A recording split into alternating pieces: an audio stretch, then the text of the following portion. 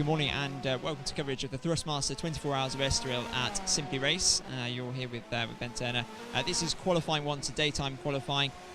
We currently have 12 individual drivers out on circuit trying to get the best lap time in the 30-minute session that we've got going on. It's an aggregate qualifying. We have a day qualifying session of 30 minutes and a nighttime qualifying session 30 minutes with two times being added together.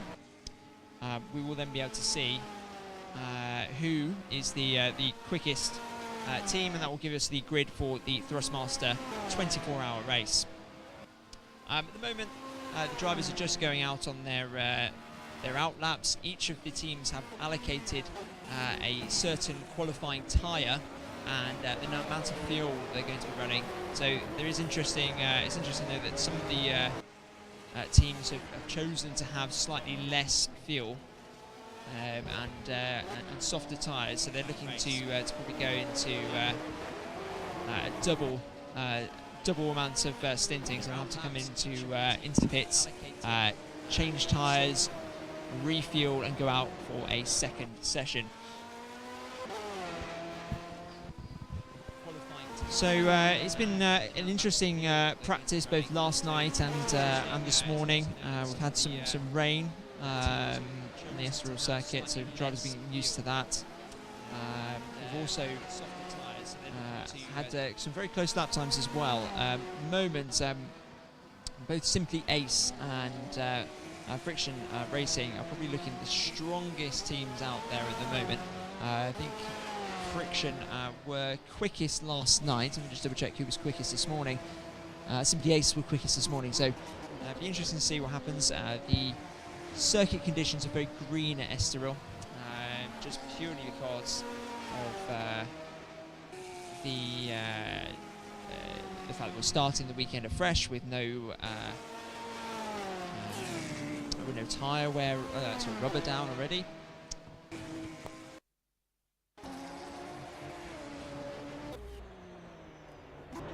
So we're starting to get a few lap times in now. As we go on board with, who's this going up? I think that's red shirts there. Not sure who's their driver in this one. So red shirts, Thomas Wood is their first qualifying driver.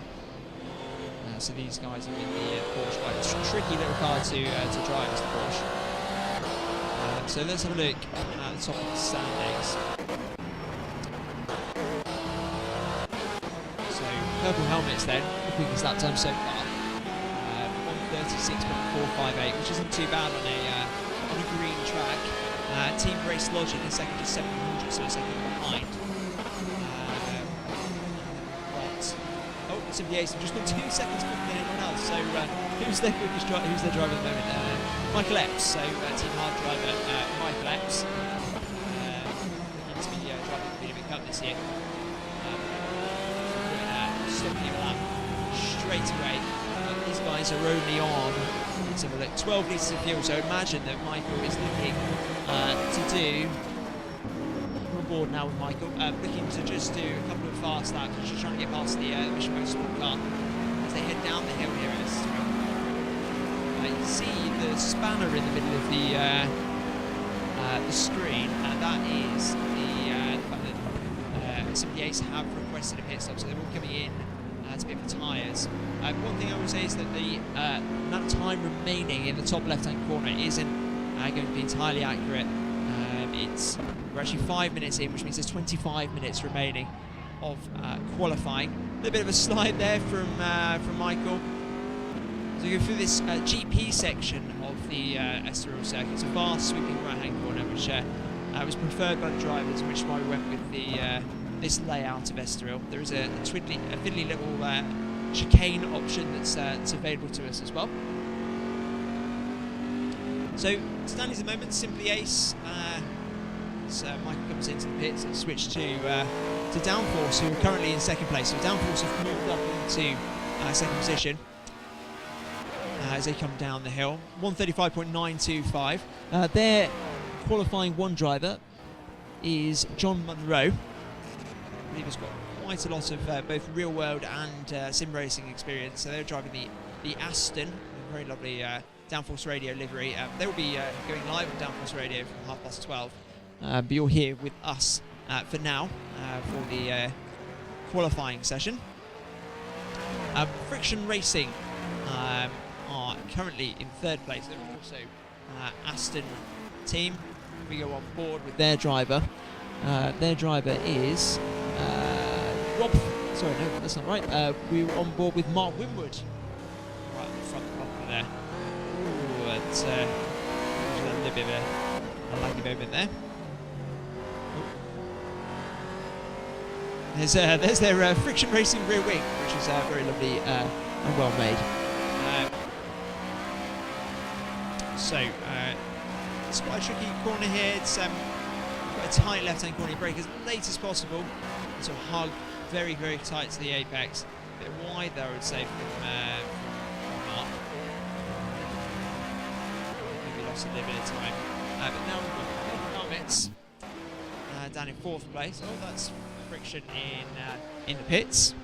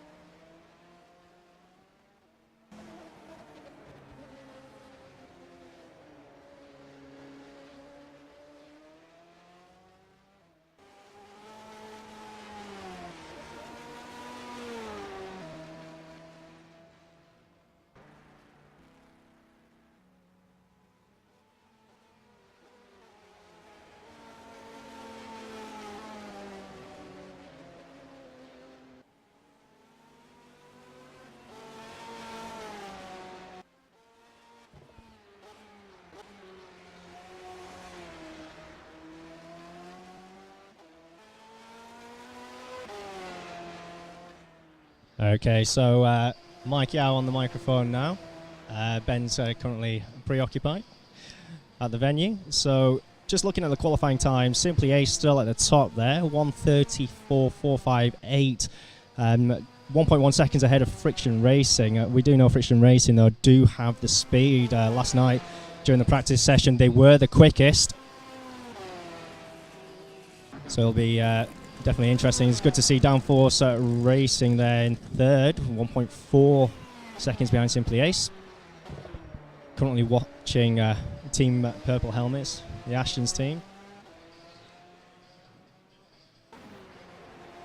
Got a yellow flag at the moment, got someone stuck in the tyre wall. Not sure what's going on there. Gonna have a quick look at that car.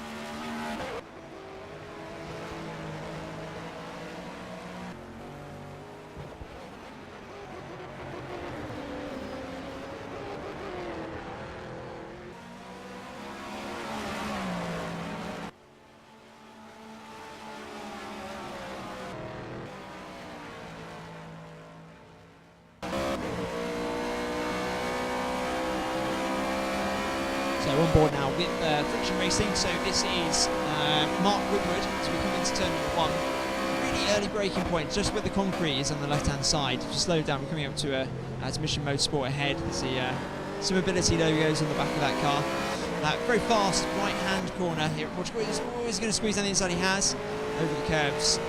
It's usually a third or fourth gear, depends on Mount Rubberdown. It's probably third gear at this stage of the weekend. Holding tight to the right in that right-hand corner. And stay close to prepare yourself for this. Very slow left-handers to second gear. I generally stay a little bit tighter than Mark does there. Different lines, if it works for him, and that's absolutely fine. Down the hill then, as we come into yet another hairpin. It's got a longer one. It's another second gear corner though. Again, try to come back across to get a good line coming into the final hairpin really, right hand corner, and into the final sector with the purple helmets, Carl passing around the side very nicely, moving out of the way so not impeding the lap time here from Mark. Runs it right nicely. The yellow flags have just been cleared, which is great. Good news for Mark. Through the final sweeping right-hand corner into the back straight. You will find that Mark will actually get to top speed quite quickly. And this is an inboard footage, so he'll get up to 160 miles an hour before braking and continuing on through session. So Friction have got standard level of fuel on board, so they will probably just be going round and round as much as possible.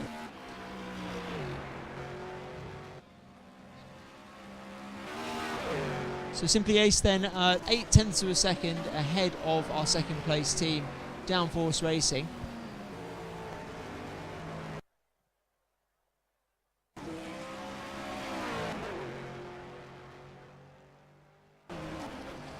So really good to see Downforce Racing there, really chopping into Simply Ace's lap time. Michael Epps behind the wheel at Simply Ace.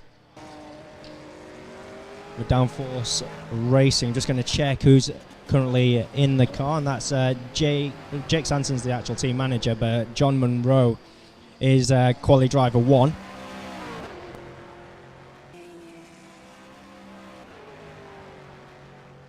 So very, very close between the top 3 at the moment. As I was saying before, Downforce Racing are not completely unknown. They have done a few races, or should I say endurance races in iRacing as well, that we are aware of. So car's currently in for tyre changes as well as a fuel top-up. Lots of teams going for different fuel loads, as you probably can imagine. Some have gone for the default setting of 55 litres just to keep going round and round till their tyres run out. And then the team with the lowest amount of fuel is Team Race Logic. So they've really gone really light on the fuel load, the softest tyres you can put on as well. 10 litres of fuel, so it only gives them approximately 2 flying laps. So they're having to come back in, so they do lose time for coming back into the pit lane on their in lap, and also losing time on their out lap whilst they prepare for their flying qualifying laps.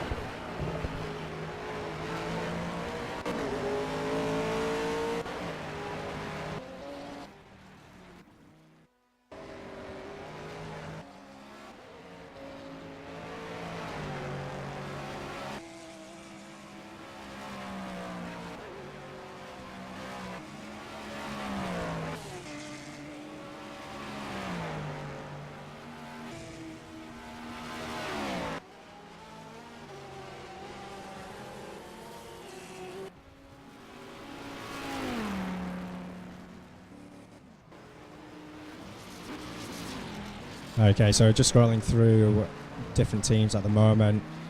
Just following Team Misfits. So these are the drivers predominantly from Simply Race's Touring Car Championship. So just looking at them at the moment, you've got Colin Talbot, who is our team manager. We've got Daisy, who's our qualifying driver. His name's actually Adam, but they have put him down as Daisy. Their second driver will be Cripps. They've gone for a 15-litre fuel load, so that gives them approximately 3 qualifying laps and enough fuel to get back to the pit lane. We have also told all the teams that if they do run out of fuel during qualifying, they will not be allowed to join back in, so it will be down to the teams to manage that. They will be allowed into the race, but their qualifying times will be disregarded. It's just going to follow them through this section of the circuit.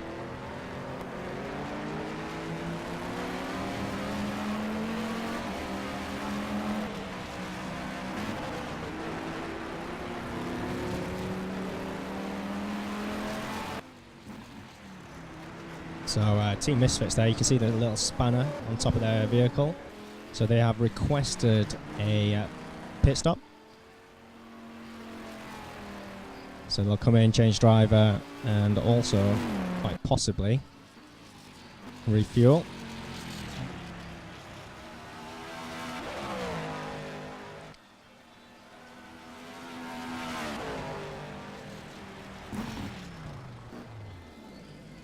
So Team Misfits aren't actually that far away from Friction Racing, less than a tenth.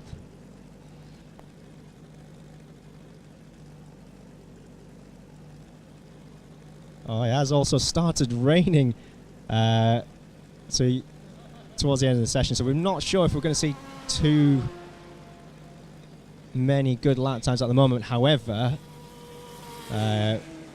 if there's only a short rain shower, we probably will see a drying racing line. So it will be interesting to see if anyone, or if any of the teams sort of pop back in to change over to wet weather tyres, or they're going to stay on the slicks. Sounds like we've had a car go off the circuit as it started raining as well. So Simply A still top of the first qualifying daytime qualifying session, 1:34.096. Downforce Racing 0.876 behind, so 8 tenths behind at the moment. Friction Racing a further second and a half, so they do have a lot of work to do. Team Misfits only a tenth. It's actually less than a tenth between Friction Racing and Team Misfits for that third place. Team Race Logic, just looking at the moment, further 2 tenths, so very, very close. Currently separating between first and 12th is 14 seconds. Some teams have only done practice last night, and there was only a 3 hour session available to them, so some teams there, some of the drivers only going out for possibly 30 minutes yesterday, and we did have an hour practice this morning just to ensure that everyone was happy with the setup of their cars. So it will make things interesting during the race, mixed abilities.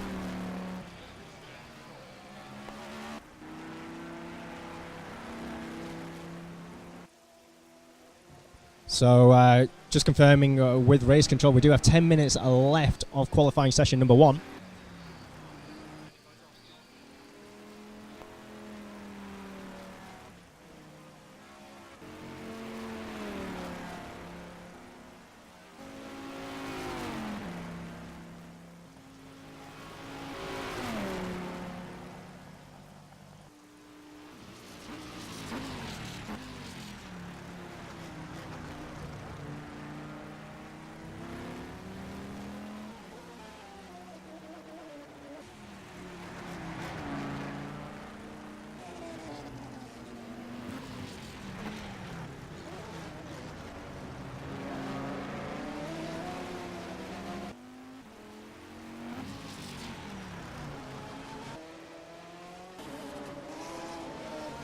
So just going to have a look at a few of the cars further down the order at the moment. Team Race Logic are only less than 2 tenths slower at the moment during qualifying session number 1 from Team Misfits, so very, very close. And then you got Mango's Racing only a tenth further behind Team Race Logic. So very, very close. Rain won't help to gain any lap time. So good catch there from Team Race Logic as they took that corner.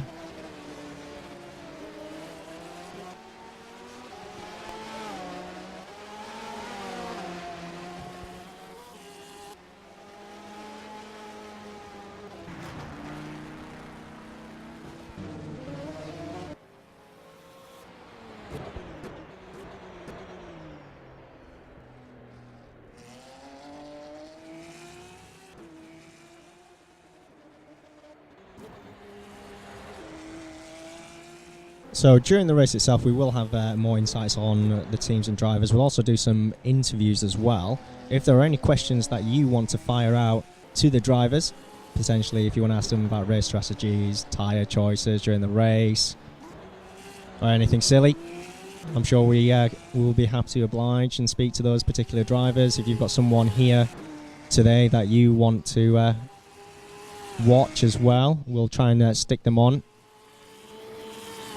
to the microphone as well as watch them on the circuit. So just ensure that you do type in that lovely chat box on YouTube.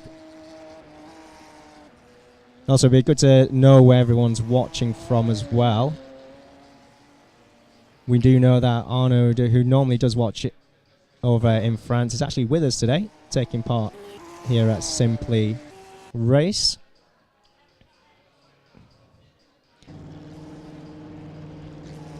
So just returning back to the pit lane there, you got Team Purple Helmets.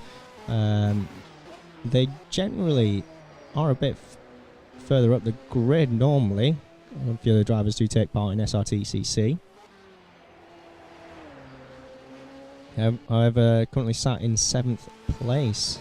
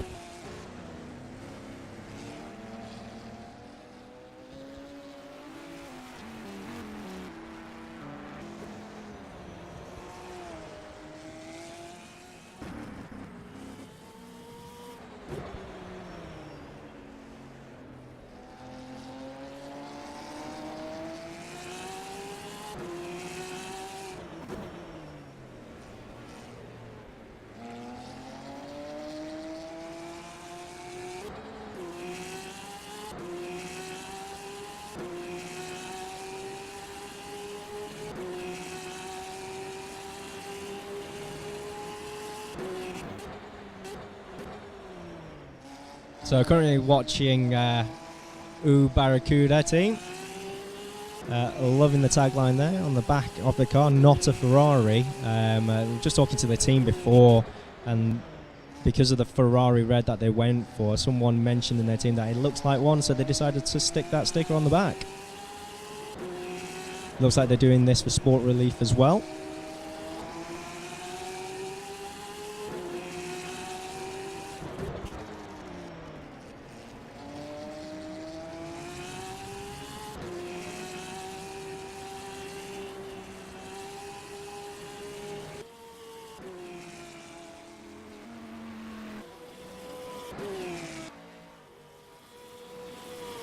So as you probably noticed there on the stream as well, it has stopped raining. Circuit is still wet. However, a drying line will begin to appear. There is approximately 5 minutes left of qualifying as well. A few of the drivers taking a lot of curb as well. Probably will hamper them if they do ride the curbs too hard. The GT car is a little bit more forgiving than the touring car championship that we do run.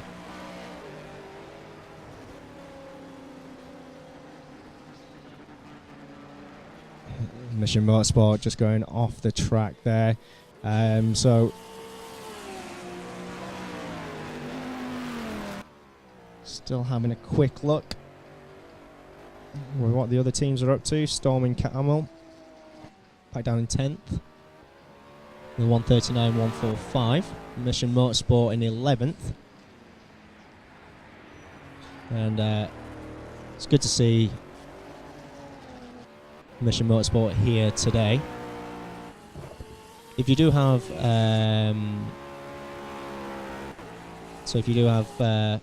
any time over the weekend to pop down to Simply Race, do come and support the team. Sorry, a big pause there.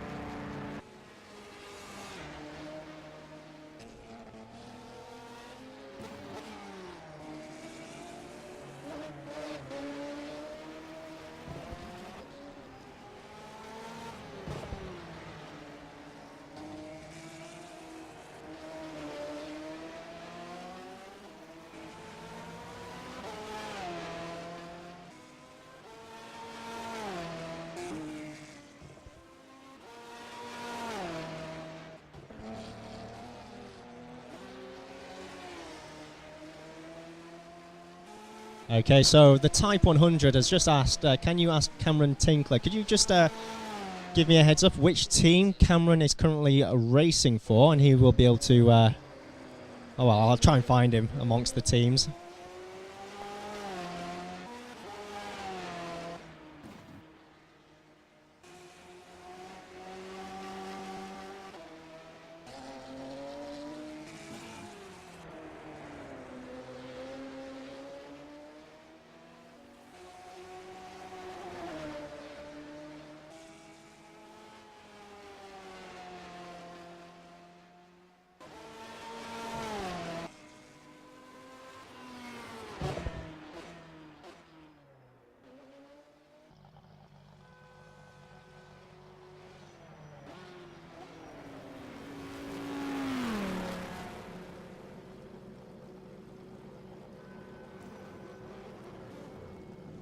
Okay, so I'll go and try and find Cameron to ask him what he thinks about the atmosphere. Thank you very much to Type 100. I'll get back to you shortly.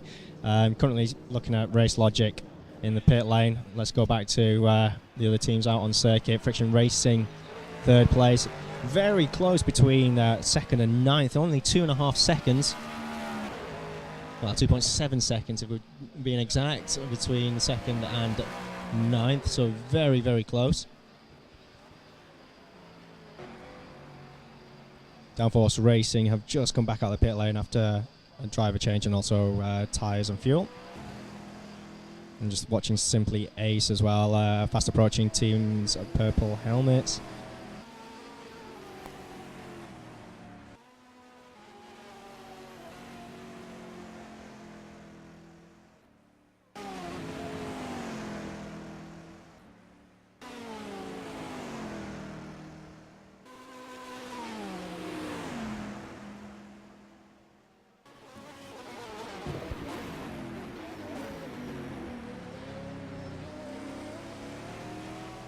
So just to confirm, we have 1 minute left of the first qualifying session. I do a lie, it's actually come to an end. The checkered flag is now out, and Simply Ace have set the benchmark at 1:34.096. And remember, this is during the daytime. Nighttime qualifying will be getting underway momentarily. Just waiting Ben just to get that set up. At the moment, I'm going to go and try and find Cameron.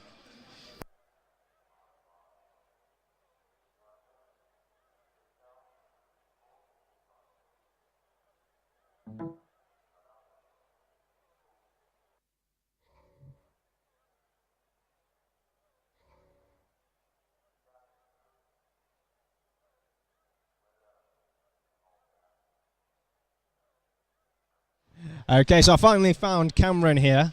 Cameron, just been asked by the Type 100, I'm not sure if that's a good friend of yours or not, but he's asking what the atmosphere is like. Yeah, it's pretty good. It's not bad. Yeah, it's good atmosphere. Okay, so how do you find practice this morning? And did you practice last night?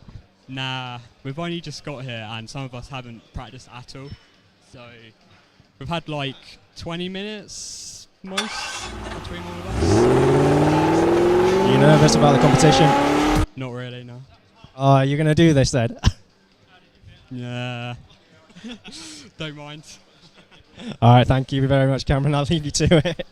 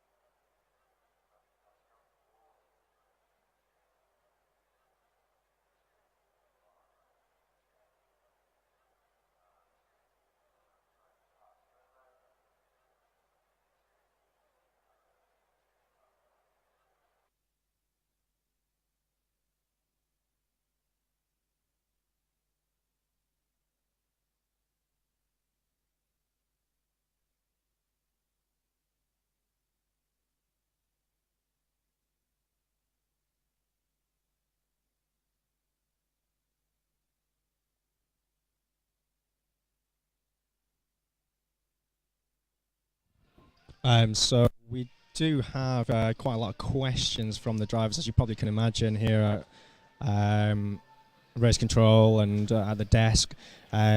We did give, as you would have probably seen on Facebook, a team information pack, and within that pack we gave track conditions for the entire race. We've also got the weather report.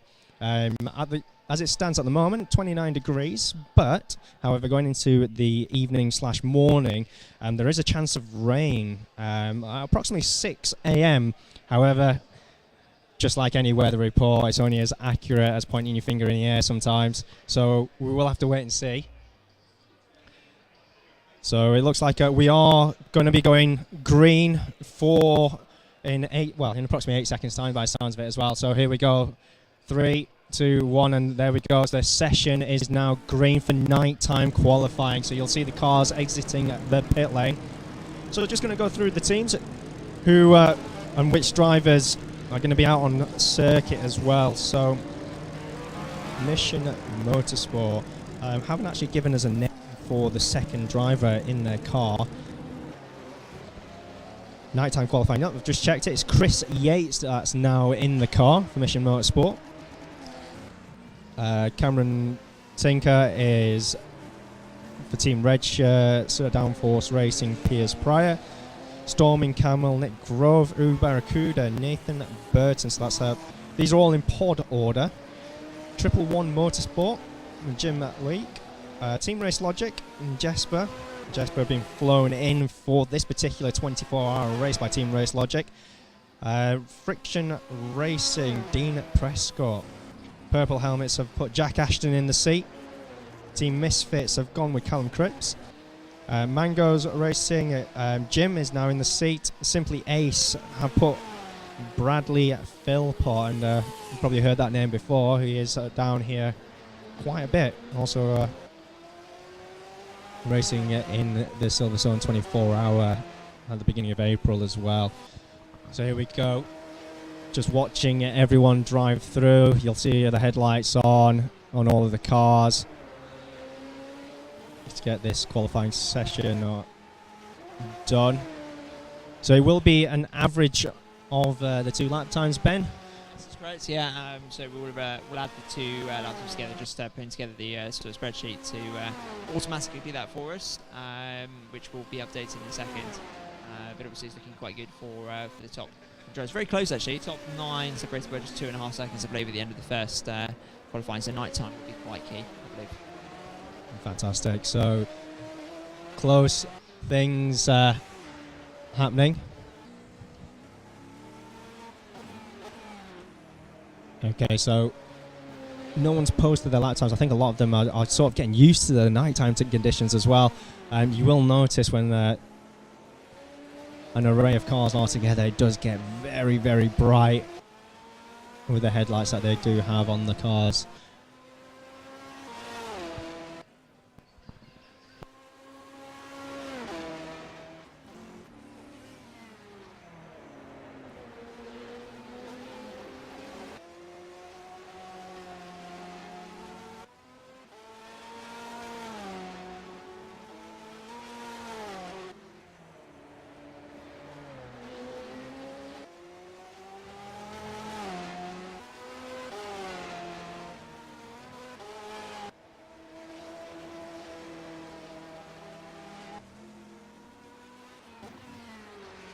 Okay, so we're just going to take a quick break on the stream. We're just going to ensure that the cars are set up as per requested from the teams in terms of fuel loads and tyres. It looks like with the reset of the server that everyone has gone back to the default setting. So we're just going to make sure that everyone's on a fair level playing field in terms of what they wanted.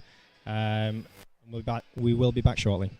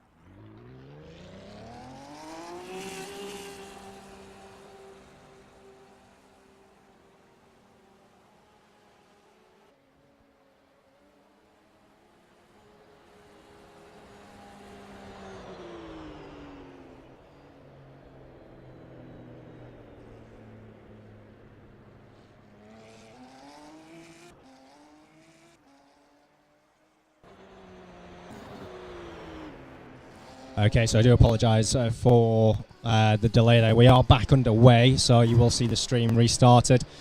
I'm currently watching Team Red Shirts, I think that is, taking it gingerly around the circuit.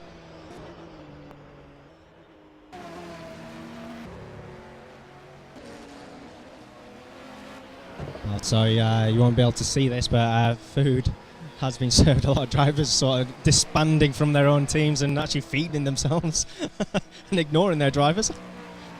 It's quite funny at the moment. So Ben, we're looking good for starting at 1 p.m. today for the race start. Yeah, that's correct. So we should be looking to finish qualifying just before 22:1. There'll be a quick driver's briefing before then, and then we'll go straight into the race at 1 o'clock, rolling start.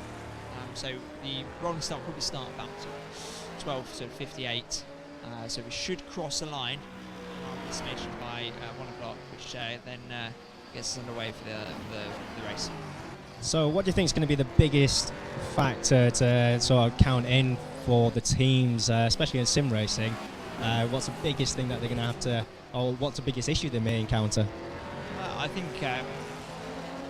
consistency of braking as the shadows change, which is as it is in real life. You can't choose a shadow for braking point, which I've had a lot of drivers tell me that's what they were doing, and then they do find that it's quite difficult when they get to actually see the race and the shadows are constantly changing. They can't find the braking points they need to, so we have to work quite hard visually on that.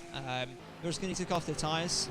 Fuel consumption, some teams are slightly better on fuel consumption because they're not quite getting to full RPM. It's not affecting their speed down the straights. All the teams have been given data sheets on their car, which shows where the max amount of power will come, which you really want to hit the max power but not go any further than that, because that will save your RPM and thus fuel consumption. So teams that can make their car last as long as possible for each stint are almost certainly going to be somewhere there or thereabouts when we get to the second day. So probably a few people at home will probably be wondering what happens if a team does run out of fuel. What's the protocol? What are we going to do for them? That's it. That's game over. Just like real life, run out of fuel. That's the end. They will not be able to take part. So it's very clear that on the simulators, when you do run out of fuel, that you can't continue. And it gives you lots of plenty of warning as well. So there should be no excuse.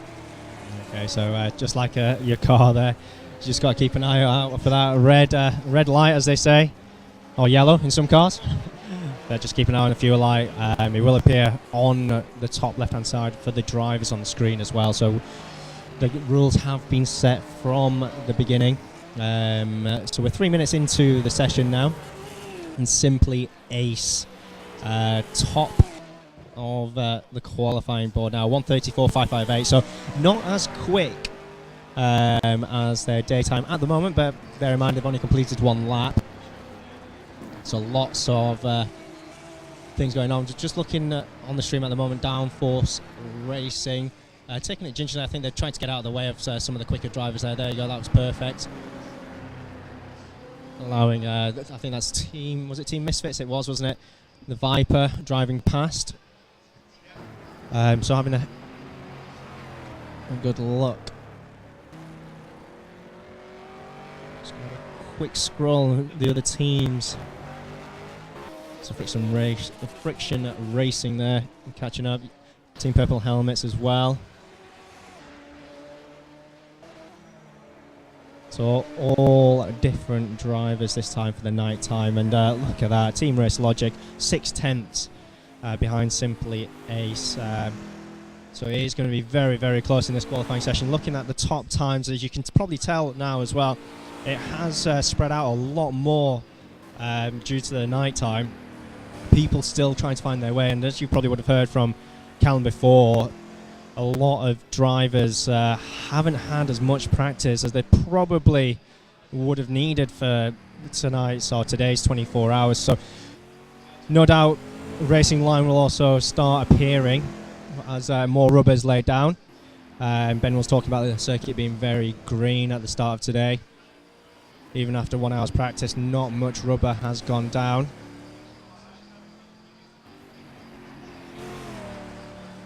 So lots going on, and it'd be good to see. I think we were discussing team drivers, very switching over, etc. How different it's going to be, and how much of a time separation as well between each of the drivers. So I think a lot of teams have gone for their quickest driver or most consistent driver to be on track right now, and a lot of the teams have been briefed about not getting too involved in a lot of the fighting at the beginning of the race. And we did find a lot of teams try and fight each other during practice, and it was just a quick reminder.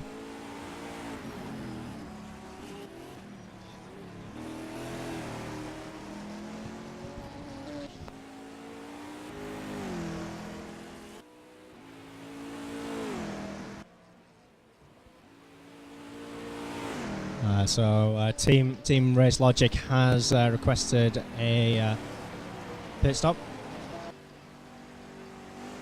So just currently looking, Simply Ace 1:34.3,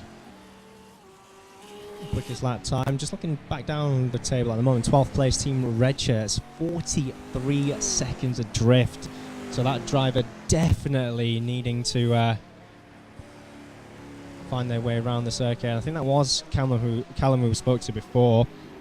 He is currently in the pit lane, as I can see from the pod.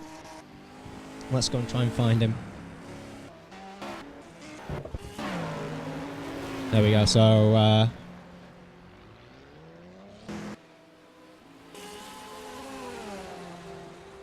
Team Red Shirts there, 2 minutes 17 that lap time. I think they may have done some damage to their tyres, so they probably wanted to pit there.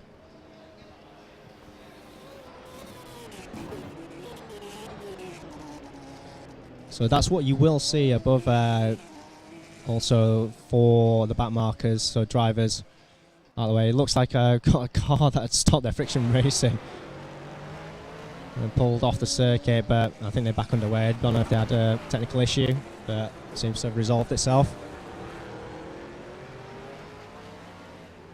So 13 minutes left on the session. Simply Ace still there. So Team Race Logic with a 1:35.045. So we do have a leaderboard that will be updating every 10 seconds. Purple Helmets with a 1:36.078. So just over a second at the moment. 1.7 seconds it says there, but no, it's actually come down a bit more now. To 1.03 seconds. Friction Racing with a 1:36.117. Downforce Racing in fifth, 1:37.039.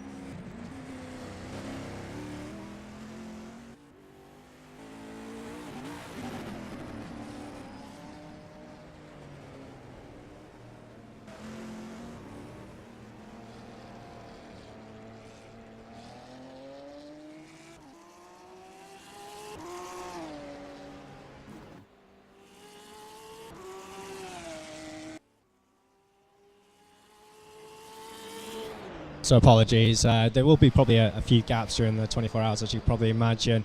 Until the racing begins, we will be talking to drivers once everything has settled down a bit more. Simply Ace haven't bettered their lap time. Still a 1:34.3. However, the teams behind them are getting quicker, so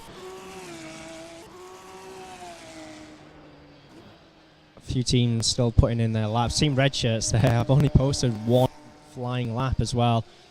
Struggling out there, I think, in the dark. Mission Motorsport, 5 laps completed, 1:47.615. So just talking about Mission Motorsport, we did get together with them for injured service personnel to sort of come down, enjoy motorsport as well. We actually worked with Thrustmaster, got a steering wheel, and sent it off to Simability, who put hand controls so they're able to accelerate and brake, as well as change the gears on the paddles. So it's great to see them down here today. Okay, so we're so just looking from, just talking to Ben at the moment. We've got Jesper, who's come all the way from Norway. So it's like I said, they've got flown over by Team Race Logic. It's just put in a 1:34.530. That's less than 3 tenths slower than Simply Ace. He is hot on their heels right now.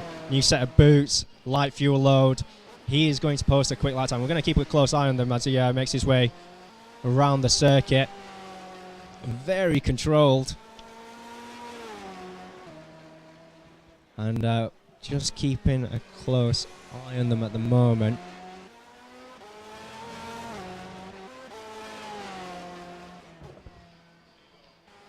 Coming through the middle section of the circuit there by the looks of it.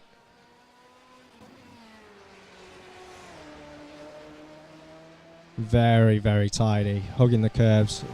Good apex.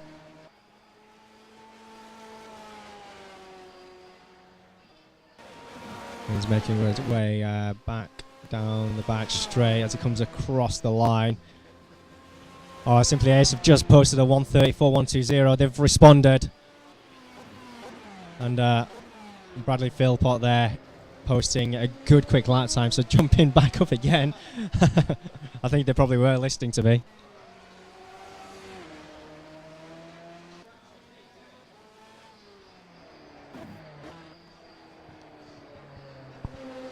Friction Racing, so 6 tenths behind Simply Ace, just over 2 tenths behind Team Race Logic. And Team Race Logic have got a very small amount of fuel, so it looks like they did go for probably about 15 to 20 litres. I'm just going to double check.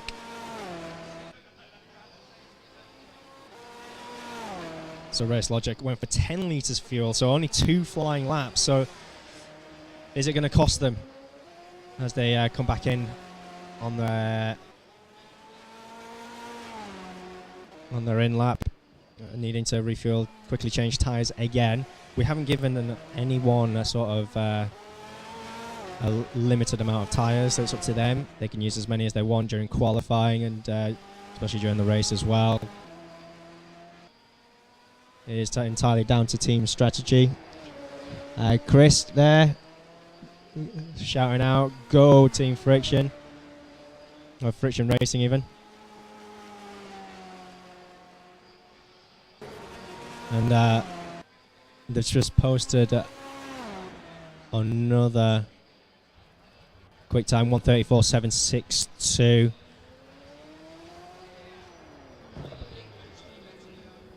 So there we go. We're going to keep an eye on Team Race Logic, having a quick pit stop at the moment. Front tyres being changed. You'll see the front nose drop shortly and the rear of the car get lifted.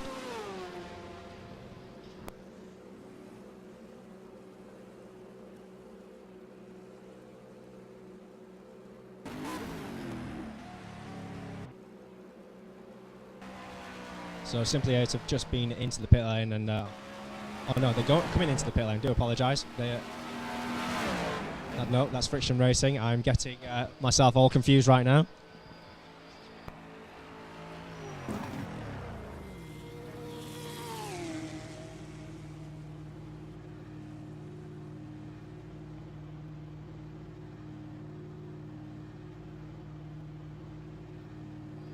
So as part of the 24-hour here at Simply Racing Milton Keynes, largest simulator venue and the best in Milton Keynes, of course, we're doing the 24-hour race on behalf of Mission Motorsport as well.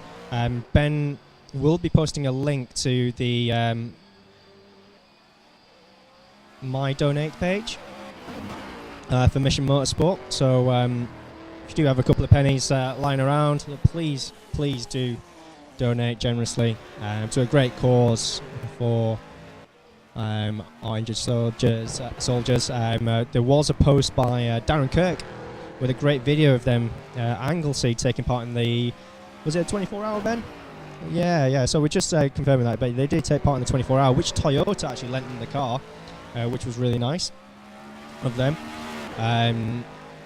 So please just jump online and have a quick look about what Mission Motorsport do in terms of rehabilitation for these ladies and gents who are also interested in just motorsport in general as well. So it gets them concentrating, and it's not all about the driving as well. A lot of people believe Mission Motorsport is just about driving, but it's also being part of the team and coming together. A lot of the soldiers have great skills that they've sort of left the army with and developed. We're also going to be dropping over to a feed where Downforce Radio will be taking over some of the commentary this afternoon and throughout the race. So qualifying will be ending in just under 13 minutes time. Still looking at the times at the moment. No one's really changed too much. Team Red Shirts finally on the board. They're 5 laps completed, or 1 minute 56.894. So they're definitely going to have to look at team strategy and see where that driver can fit in. If they're not taking part in the dark, I think they are struggling with keeping an eye. Got drivers flashing the lights there, Friction Racing. They're telling the car to move out of the way. I'm just having a look at that with the Martini logo, and that was Team Red Shirts being asked to move out of the way there to ensure they didn't impede the lap times.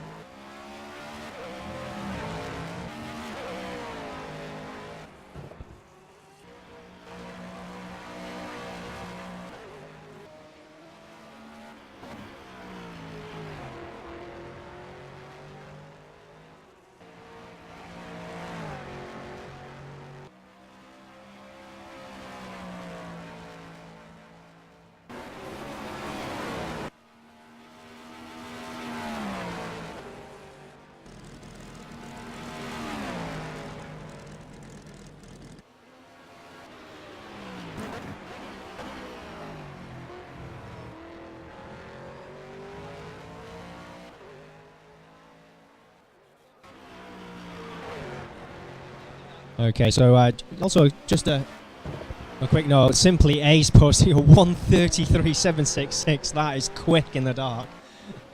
Yeah, so the track is getting more rubbered in at the moment. Team Race Logic half a second behind now, and Friction Racing struggling to keep up there. Almost a second behind. But looking at the top times, everyone is getting used to track conditions, and also it is getting quicker. So top 7, top 8 separated by 3.8 seconds. It's nothing at all. I'm just watching Simply Ace just pop into the pit lane for quick tyre change and refuel as well. If you're not able to keep up with the stream all day, we will be updating our Facebook page on an hourly basis, just so we can post sort of lap time, see how the team's getting on. Also, pictures will be uploaded during the event as well. Please do post any comments or any questions that you do have on either media stream, hashtag SR24, and we'll be on our way. to ensuring to a great event. I do want to thank everyone that's currently watching at the moment.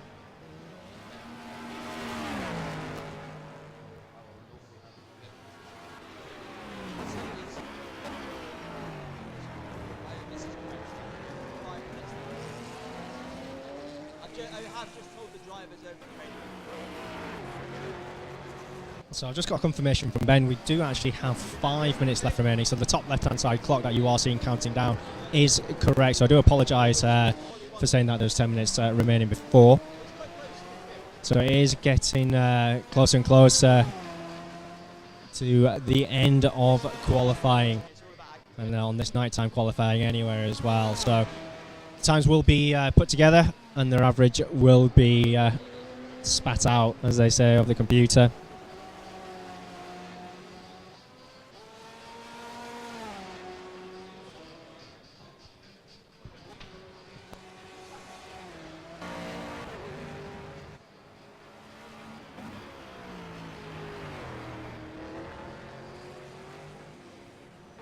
So the drivers from Downforce Radio, currently watching them out there on track as they return back to the pit lane. We have reminded the teams to ensure that they do set their pit lane limiters, 60 miles an hour. If any driver does speed, the computer will generate a penalty for them, and they will have to return back to the pit lane for a stop-go. So all teams have been briefed on that, ensuring that they're 100% happy. We will be taking a short break whilst we get the race ready after qualifying has finished. So there will be sort of a brief delay.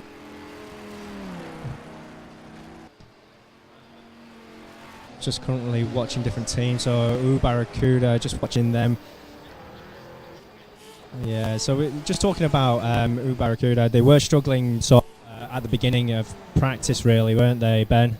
Yeah, absolutely. Well, I think most of the team did quite a few laps. I was mainly talking about sort of the qualifying. Nathan, who's the current driver, was finding it a little bit harder to adjust to the night session. He always gone wide there. He was sort of doing 140s, which he can do a lot quicker than that. Now he's down to 130. 36.9, I believe it is. Just switched to Mango's race, and that's why it's changed. But yes, so they were struggling at the start of practice, but really getting a bit into the groove now. So 7th place is really respectable. There is a bigger gap between the drivers from 6th onwards in the night time to see. So especially those teams that haven't done any practice in night time, and maybe filling the lack of practice there. Just looking over at the lap time board at the moment, so it's nice to see Team Red Shirts. They've come down from a 2:17, which was their first lap. They did a 1:59, now into 1:47. So it's just about taking your time learning the circuit. I think a lot of them a bit gung ho, maybe. Yeah, perhaps. I think some of the teams huge amount of practice for the day. Some of the teams haven't even been here before, which is a little bit worrying on the first day. But it's going to take them a while to sort of get past that, the learning curve that they have to get in a professional simulator. It's not easy. It's like real life. It's not anything else. So Stormy Camel, so there you go, proving how difficult it can be. The only Z4 on the grid. Lovely car actually. Probably the most. Probably in our testing, we kind of thought they are showing exactly how not to get back on circuit. Gentle on the throttle rather than so yeah, I mean the Z4 is actually probably the most stable car out there. Some of the things like the Porsche and the Corvette a bit more trial practice, but try not to rejoin the circuit with full throttle when you're on the grass. I think you wouldn't do it in a real car, so that's the thing with guys that haven't done a huge amount of practice. They need to get into the feel of it, and treat it like a real car, not like a video game you play at home. But we're on the last lap of qualifying, I believe. Wow, and also in terms of feel on the simulators now, I mean, we upgrade from Thrustmaster becoming official partners at Simply Race. So Ben, just tell us a little bit more. Yeah, so with the new Thrustmaster equipment, just a lot more feel in terms of the pedals, and also the actual feedback for the wheel is just a lot more realistic and lifelike than it was before, in terms of the amount of and the way that the feedback comes through is a lot more pushing back rather than sort of clicking, and with it being belt driven instead of gear driven, just a smoother and better feel from the wheel. They've been incredibly reliable and fantastic so far as well. Oh, fantastic. It's great to have them on board. Looking at it in the last lap, board has gone out. Simply Ace still that top team, and Team Race Logic have eaten into that actually. It was over 5/10, so it's now just over 4. So they will get quicker and quicker as the day goes on, I'm sure. So we'll be putting some more competition on that Simply Ace team. There are further upgrades happening this year, but we can't really disclose them as of yet. Yeah, I think we've got to keep some things under our sleeve, haven't we? Yeah, absolutely. Always things moving on here at Simply Race. Don't rest on our laurels. Always make sure we're at the forefront of sim racing and sim racing venues. And even with the other ones who are doing live streaming in the kind of way that we do, we've got a wonderful presentation for that. And there's always more things in the pipeline. I think we don't let complacency set in. That's what it's all about, just making sure we're ahead, and it looks like someone has been told to go back to the pit lane. Oh no, it has disappeared. Was that a penalty? It looks like the penalty has been returned, sort of taken back. Oh, it's now downforce. So it was friction racing, so probably corner cutting. Yeah, so just talking about it with Ben, friction racing and downforce racing currently, what do we call that? 7,000ths of a second. So checker flags out, and nighttime qualifying has now come to an end. So here we go. Has come to an end, and just going to return the cars back to the garage. Looking good.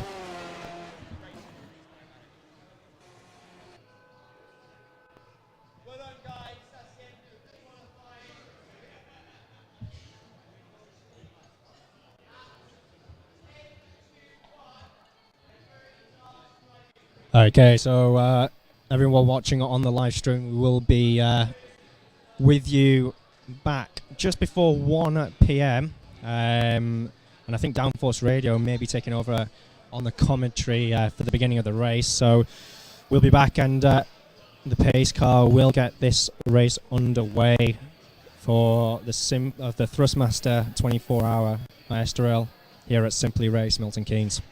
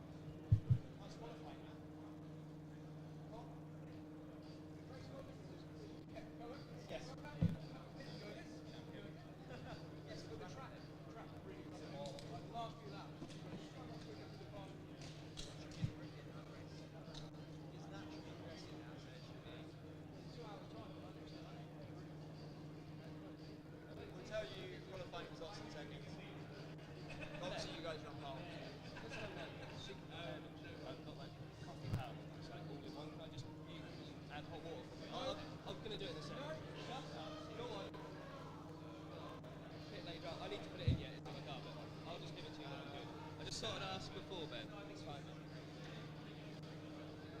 We've done the set.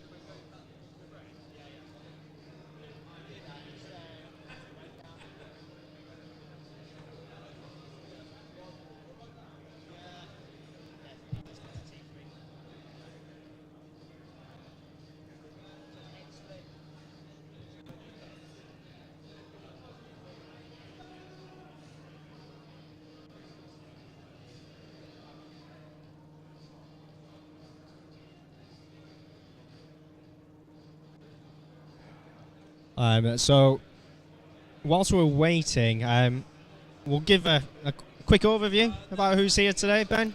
Yeah, so we've got me and you. Or are you going to do it later? We can do that in a minute. We could do it now. I don't mind. I was going to actually bring up the spotters guide so that the drivers, that, for the guys who are watching at home, they can have a look at sort of different paint schemes and recognise the different types. So let me just put that into the stream. Just give me 2 seconds. Yeah. So that'd be good. You'll be able to see your favourite cars in their relevant paperwork, see who's racing, and also you'll be able to see the team driver's name. So we'll move across to that very shortly.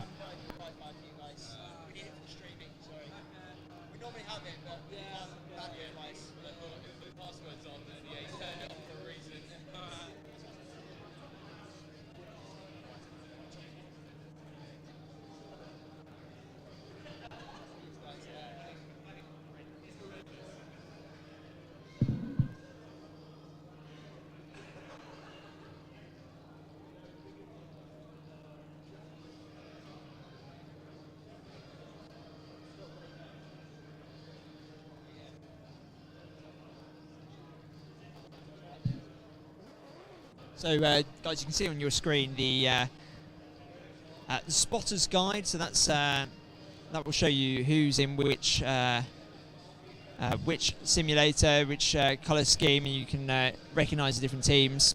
So Mission Motorsport and the hand-controlled car, they've actually got dual control, so you can use both the hand controls and or the foot pedals, the Thrustmaster T3OPA Pros foot pedals. In pod number 2 is Team Red Shirt, sponsored by Martini. Whether that's true or not, I have no idea, but they are in pod number 2. Downforce Racing, so they've got the guys from Downforce Radio in the Aston Martin Vantage, the lovely British Racing green and the green Union flag.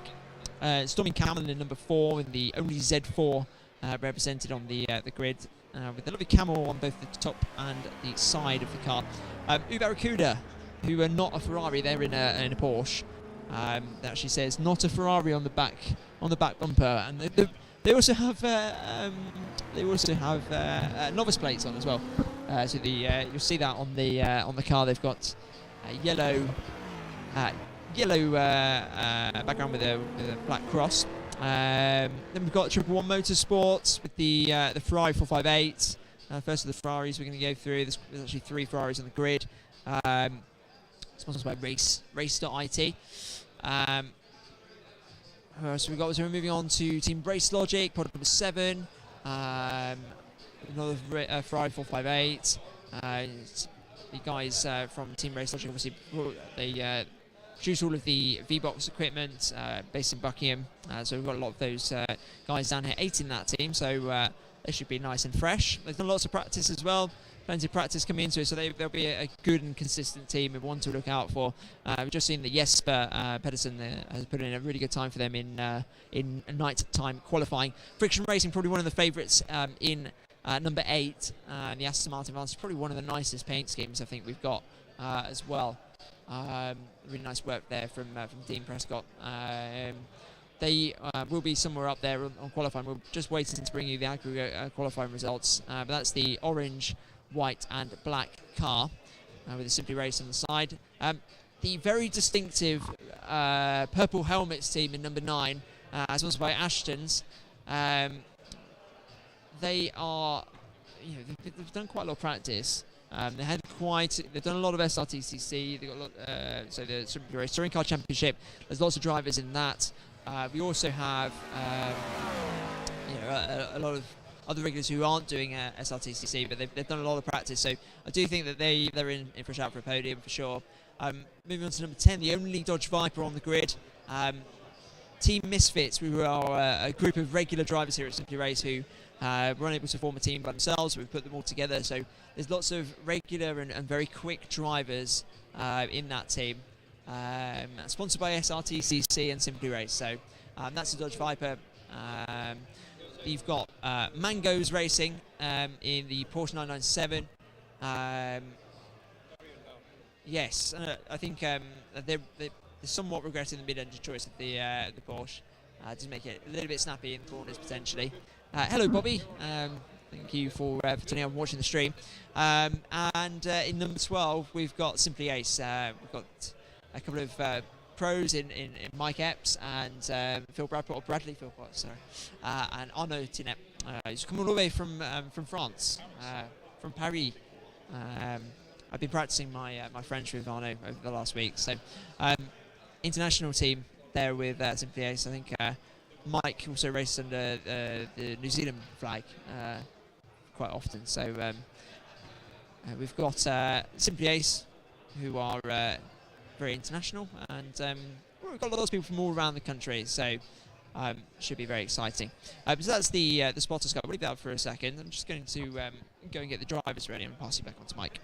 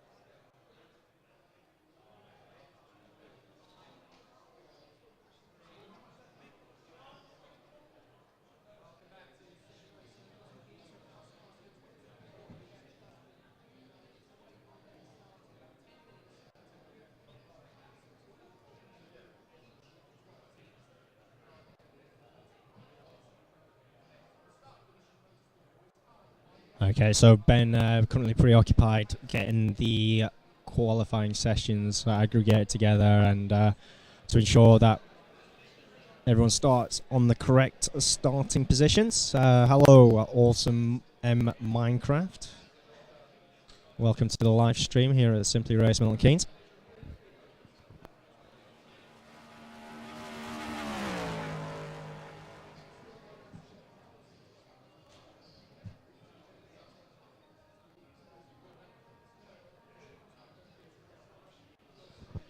So just going to go back. I mean, we haven't had many questions. We did have Cameron Tinkler, someone's put, to ask a question. So if you've got a driver here at the venue or a team that you wish for myself or Ben or someone may take the microphone and have a quick chat on the live stream. If you've got any questions, please do post it on the chat screen. We will make sure that we do catch up with the drivers and the team, see how they're getting on throughout today's, or I should say throughout the 24 hours of racing for each of the drivers, each of the teams. Don't be shy.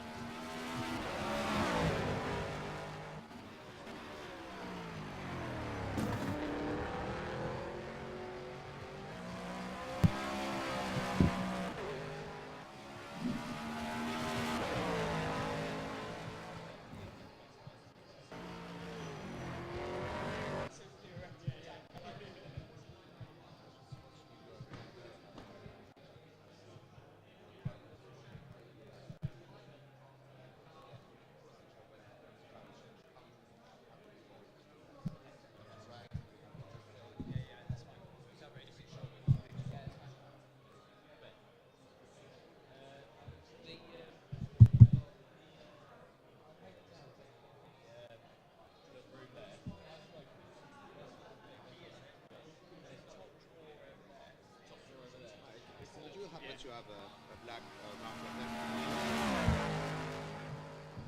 that will write on the plastic ball. Sharpie.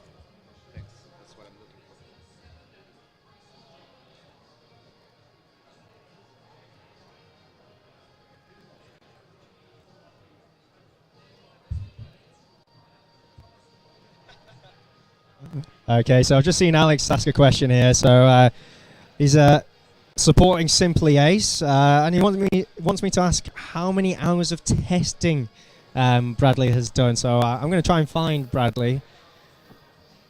They're currently looking over, I think, their telemetry data as well.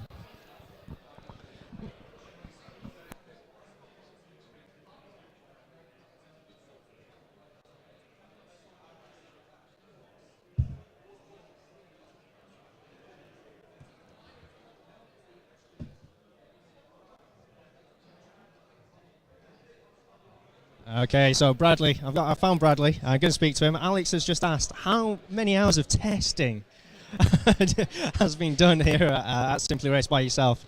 Probably quite a few. Although, having said that, in online racing, I would have done a lot more. If I was racing at home, I would have done a lot of full stint lengths, and here I've done 2 full stint lengths. So in the whole build-up, I've been mainly focusing on helping out, making the nice race programs and that kind of thing. So I've done definitely less testing than some of the regular Simply Race drivers. But yeah, probably in my overall sim racing life, I've probably done a bit more. Okay, no problem. So hopefully, Alex, that answers your question. I'm going to quickly jump on the feed. Thank you, Bradley. And see what other questions that have been asked. Alex has said that Arnold is the hero of the team. He's done no testing. He has literally just jumped into a race seat. And also, Alex wants to hear Arnold over the feed. So I'm not sure if he can hear me at the moment, but he's concentrating deeply on the screen.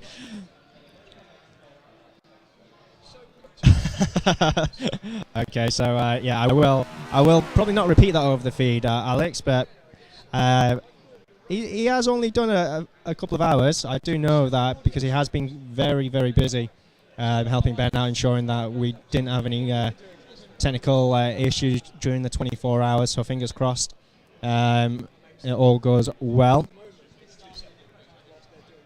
So we will be starting the race shortly, so just under 10 minutes that are left to go before the start of the Thrustmaster 24 hours at Estoril.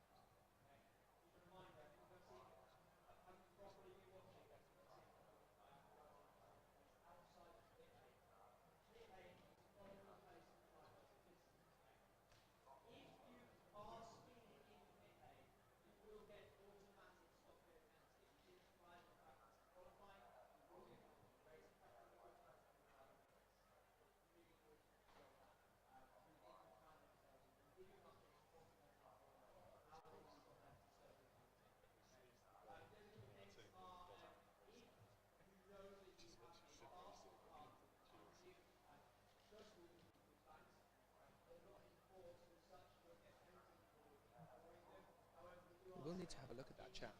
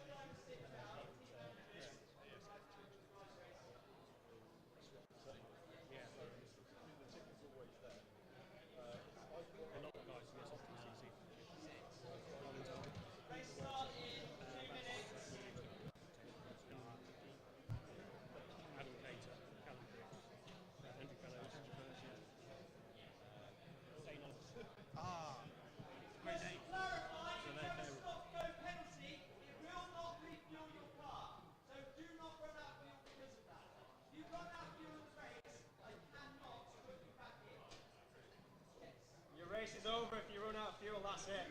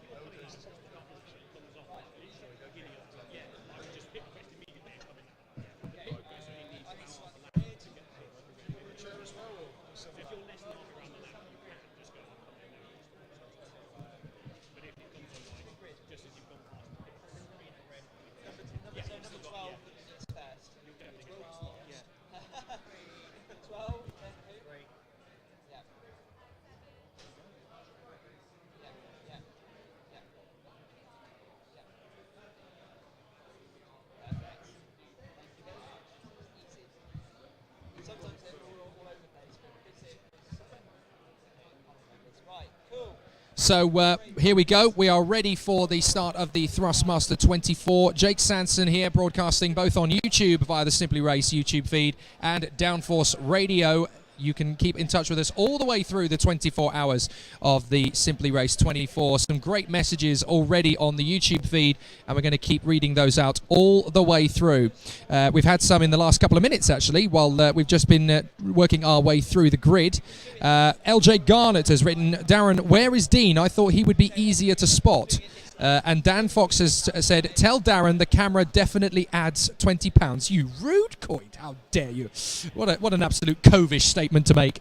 But we are now closing towards the start of the race. We now have a starting grid, I do believe. We need to get a copy of that at some stage because the teams have been told where they're going to be. But Tom Brooks, I think you can update what's happening with the Downforce Racing team and how we're looking at the moment. Yes, indeed. I do believe we are starting second on the grid. Wow! I know. I may be incorrect in saying that. I think we're starting second from the driver's briefing. Yes, yeah. Scott Wood has just confirmed that to my left. Good Lord. So, yes, I know incredible lap times from both John Munro and Piers Pryor in qualifying. Very consistent as well. Piers was within half a second of each of his laps that he set, which is incredible consistency. And you're just working now on getting some Lemsit down you so that you can be audible for the entirety of this race. Absolutely. If I can start sounding a little bit less Charlie Cox and a little bit more Murray Walker, by the end of this broadcast, I will be a very happy man indeed. Okay, so the moment of truth is upon us, folks. We are going for our rolling start. It is going to be an absolutely incredible 24 hours of the Thrustmaster at Simply Race. The starting grid for this race is now confirmed. Simply Ace are on the front row of the starting grid, as we predicted. Second position, Downforce Racing, thanks to the great work of Piers Pryor and John Munro. Third position, Team Race Logic in their Ferrari, with Friction Racing in fourth position in their Aston Martin. Then in fifth position, it is the Ferrari of Purple Helmets in fifth place. Team 6 on the grid is Team 10 in the numbers, Team Misfits Dodge Viper. Then it is in seventh position, the Porsche of Mangoes Racing. Eighth position is Barracuda in the Porsche 991 in eighth place. Ninth position for the 111 Motorsport Ferrari. And in 10th place, it is the Storming Camel BMW with Mission Motorsport in the Aston Martin in 11th position. And in 12th place, it is Team Red Shirts in the Porsche. Now, we have some news on the rolling start, Scott. Yeah, just had to redo it again because they got the fuel loads wrong. So they're just resetting it now so they can get them back on the grid. So that's all it is. Okay, so obviously that is one thing that we're going to have to watch over the course of the 24 hours. And every team's got to get it absolutely spot on right in terms of strategy. You have to make sure that you keep an eye on both tyre life and the fuel strategy, because just like the real thing, the temperature of the circuit is going to come into play, and so is the way that you look after the car. The fuel loads do deplete, and so too do the tyres. So you've really got to be incredibly careful how you go about everything. It is a proper motor race, ladies and gentlemen, so you really have to be absolutely on the ball to get it spot on. And that's one of the things that a lot of the drivers who are basically doing their first ever 24-hour race, none the least of whom is myself, are going to have to get right. So we're going to have to do the very best that we can. And it's going to be an absolutely sensational start to this race because we've got 12 teams who are all chomping at the bit to get going. And I would say within the top the top 10 places so far, all of them have shown very, very similar pace throughout the 2 qualifying sessions. So there's not a lot of difference between them at this point. So that's going to be really, really key once we get things underway. Now, I don't actually know how that's going to evolve over the course of the race, because we've got a good 5 or 6 teams right at the front who are all within a couple of seconds of each other, even on aggregate, which is pretty impressive. But how this is going to play out over the course of the race is very interesting, especially considering as well, Scott, that as it gets nighttime here in Milton Keynes, it'll get nighttime in Estoril as well. So it really will be real-time simulation. Yeah, absolutely. And it's going to be a case of these guys are going to have to adjust to how the day turns to night. And the main thing they have to understand here is that this is a 24-hour race, not a 24-minute race. It's not a sprint. And Ben has made that very clear to the drivers in terms of, when it's on the run down towards turn 1, just be sensible, just take it steady, because there are going to be a few nerves in here. Yes, it is a sim race, but some of these guys are taking it very seriously. Everyone's taking it very seriously. So what you don't want to do is, even though the fact that there is, invulnerability on, so no cars can get damaged, so to speak, you don't want to ruin someone's race by missing your braking point completely, piling into the back of them. And if you're at the back of the pack of the cars into turn 1, that's only going to have a concertina effect, and you could put 3 or 4 cars on the gravel. And of course, because of that, because there are penalties, someone will get penalised for it. So they've just got to be careful with it. Just got to make sure that they get to turn 1, all get through safely, nice and steady. And then once they've got the first couple of laps out of the way, once the first sort of 5-10 minutes are there, that's when they can start to settle into their rhythm, settle into try and find some consistent lap times, keep it nice and smooth, keep it on the road is the most important thing. And then once that's done, they'll be able to head towards the first pit stops. One thing we should mention as well, everyone is on the same fuel load and the same tyres for the first stint. So it makes things a bit more equal in terms of what everyone's doing. So no one's trying to rush away at the front of the field on a lighter fuel load, then stop early to try and grab a lead.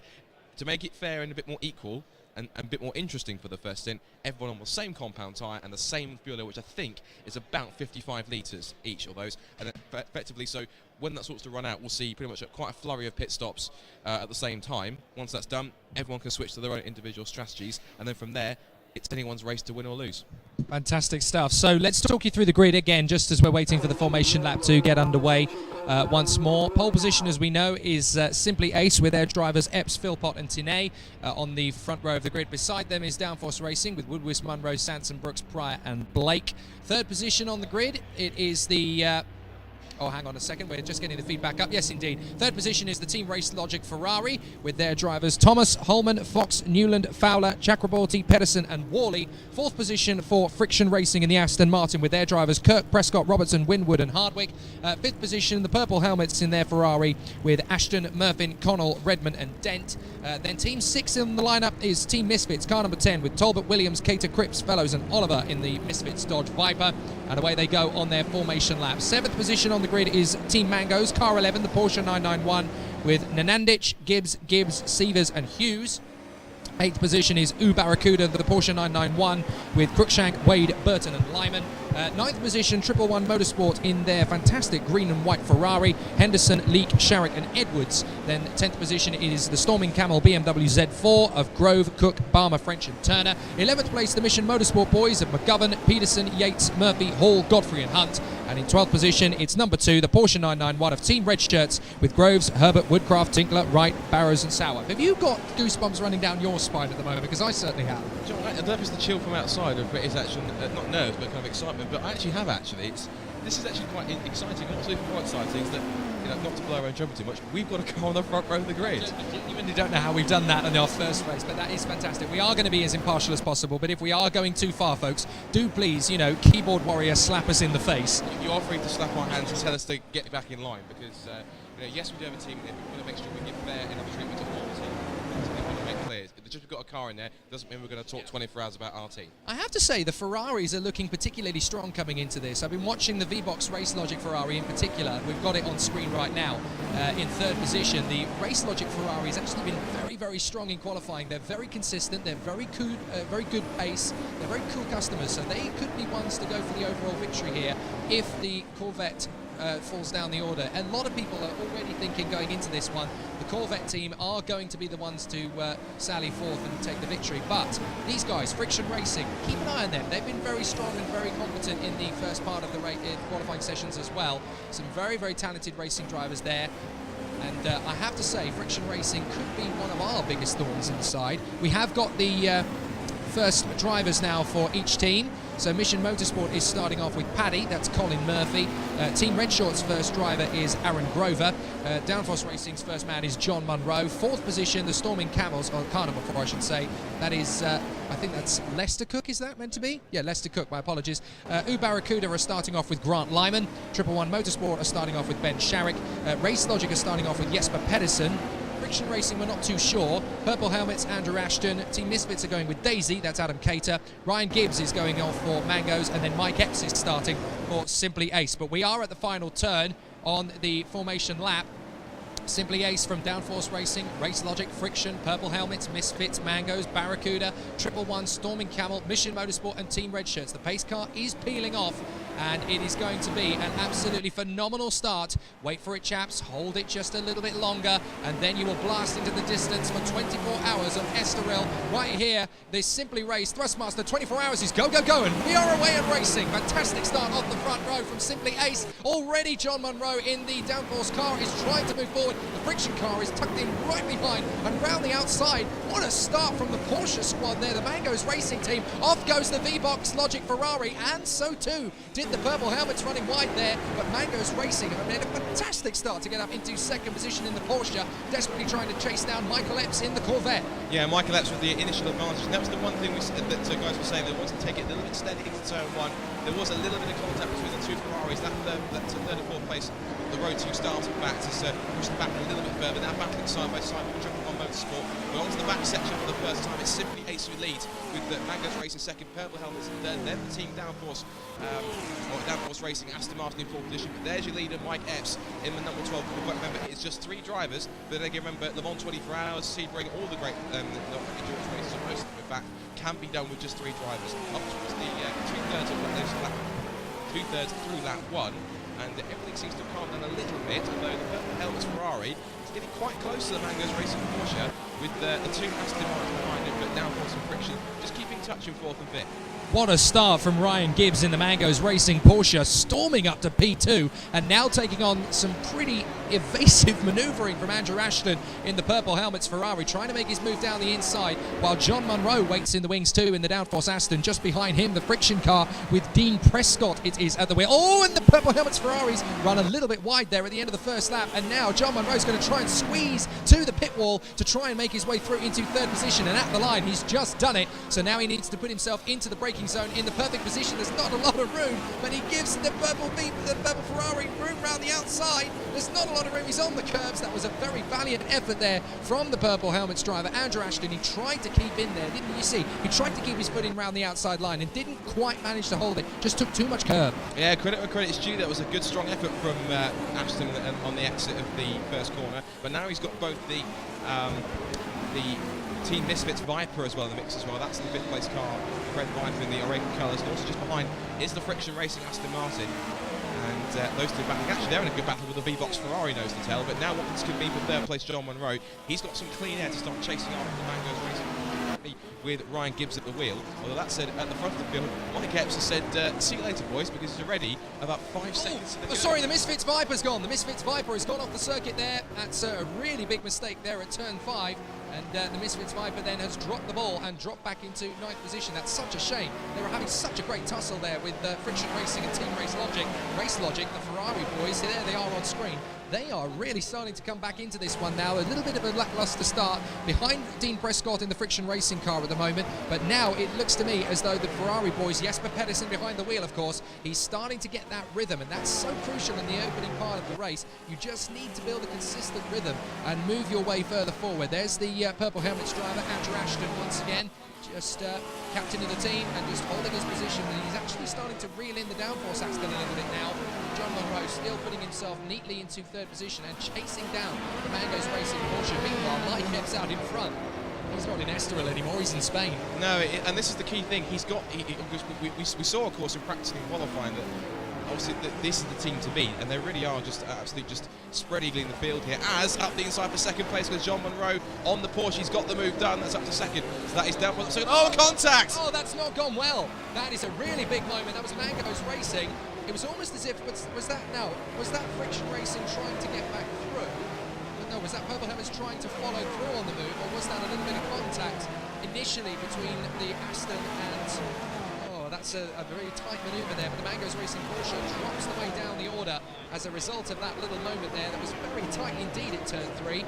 But neither driver there wanted to give way, and unfortunately it's the Porsche that's come off worse.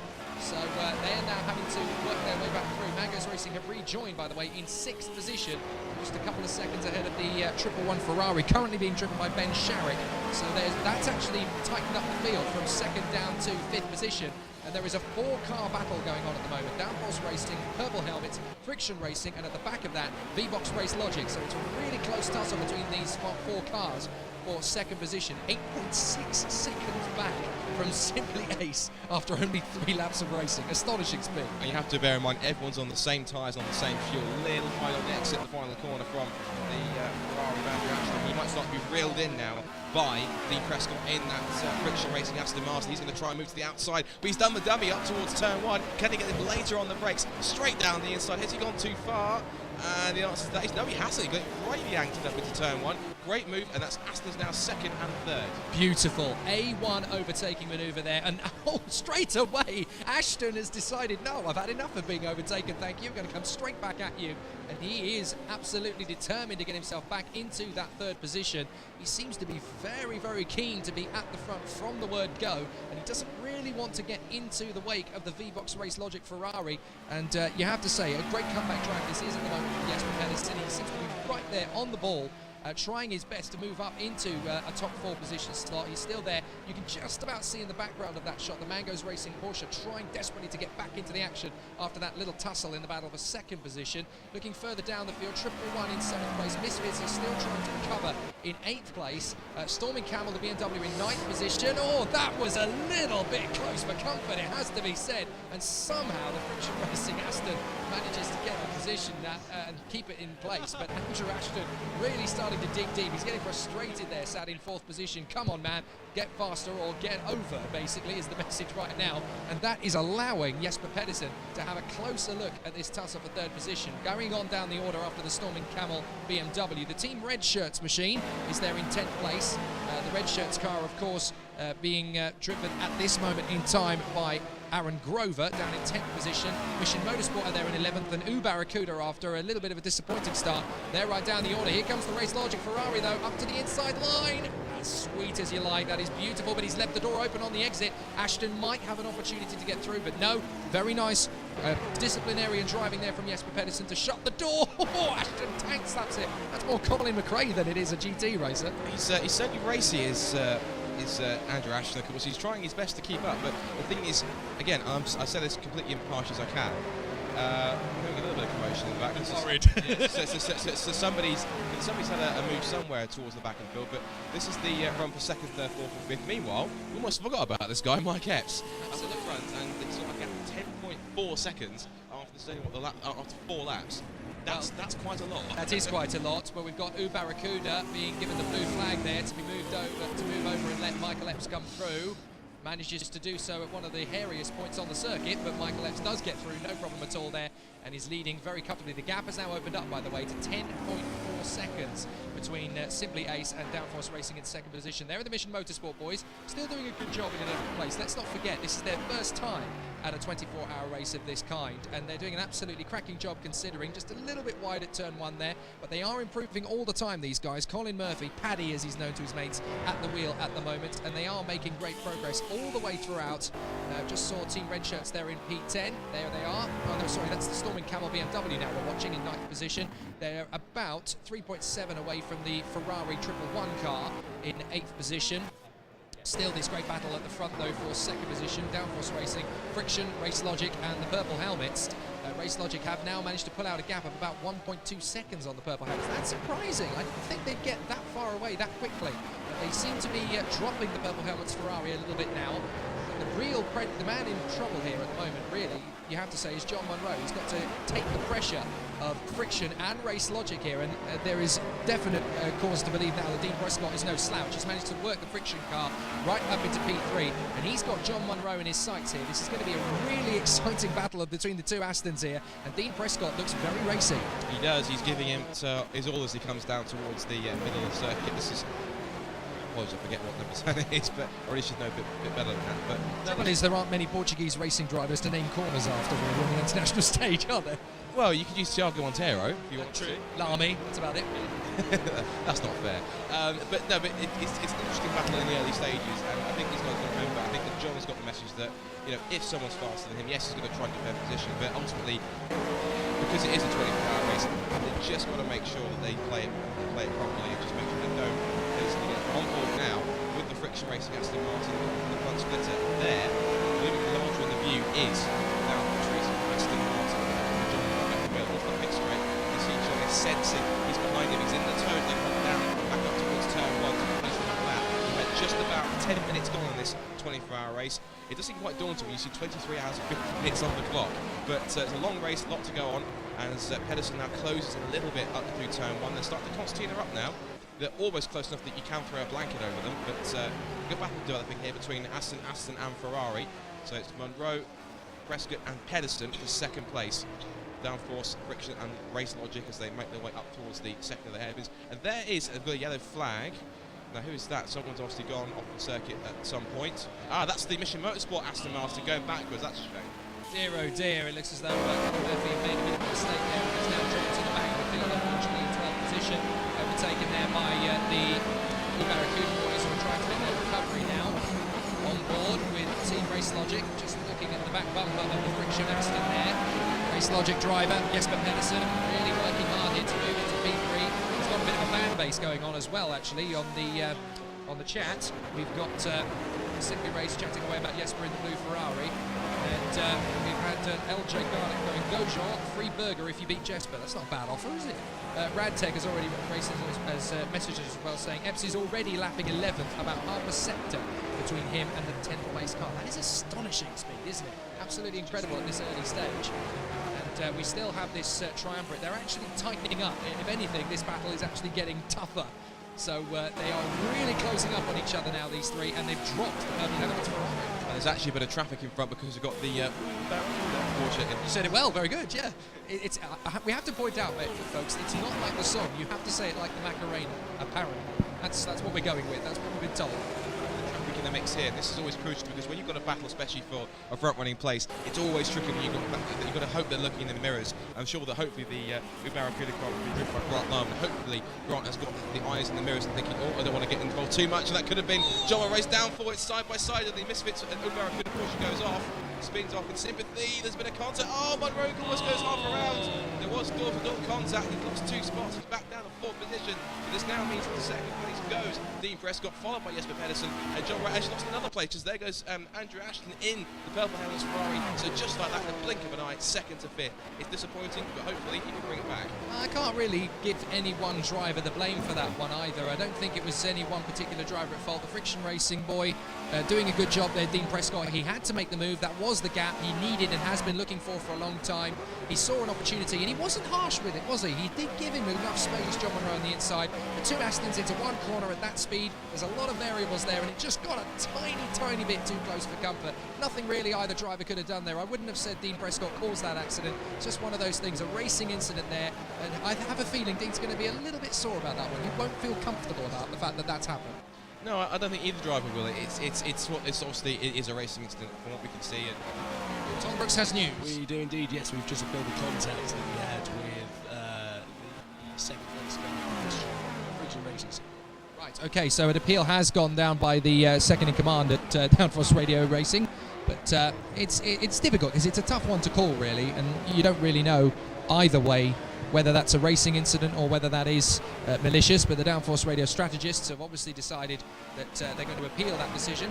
Meanwhile, John Munro right on the tail of Ashton. It looked as if he went a little bit wide in turn 2, actually, just from the background there. But now this is an open invitation for a chap called Jesper Pedersen to storm the Crows here and get on terms with Dean Prescott in the Friction Aston. And he is reeling him in now. He's worked very hard to get himself into this position, and he's done it quite quietly, hasn't he? He's been very subtle. He's worked his way from 5th to 4th very casually. He's waited for the incident in front of him. Now he's in 3rd, and he's genuinely knocking on the door of Friction Racing. This is a very good move so far from Jesper Pedersen. He's getting closer, but I have a feeling Prescott is just in the beginning of his defensive stage. There's a lot we haven't seen from this boy yet. You have to remember as well that Pedersen, of course, had a bit of contact at turn 1. The two Ferraris did touch, and they did go on the grass at the exit of turn 1. So that's something to take into account. And there you saw just the Andrew Ashton looming in the background, the bright purple Ferrari. You can't really miss it, to be honest with the Ferrari.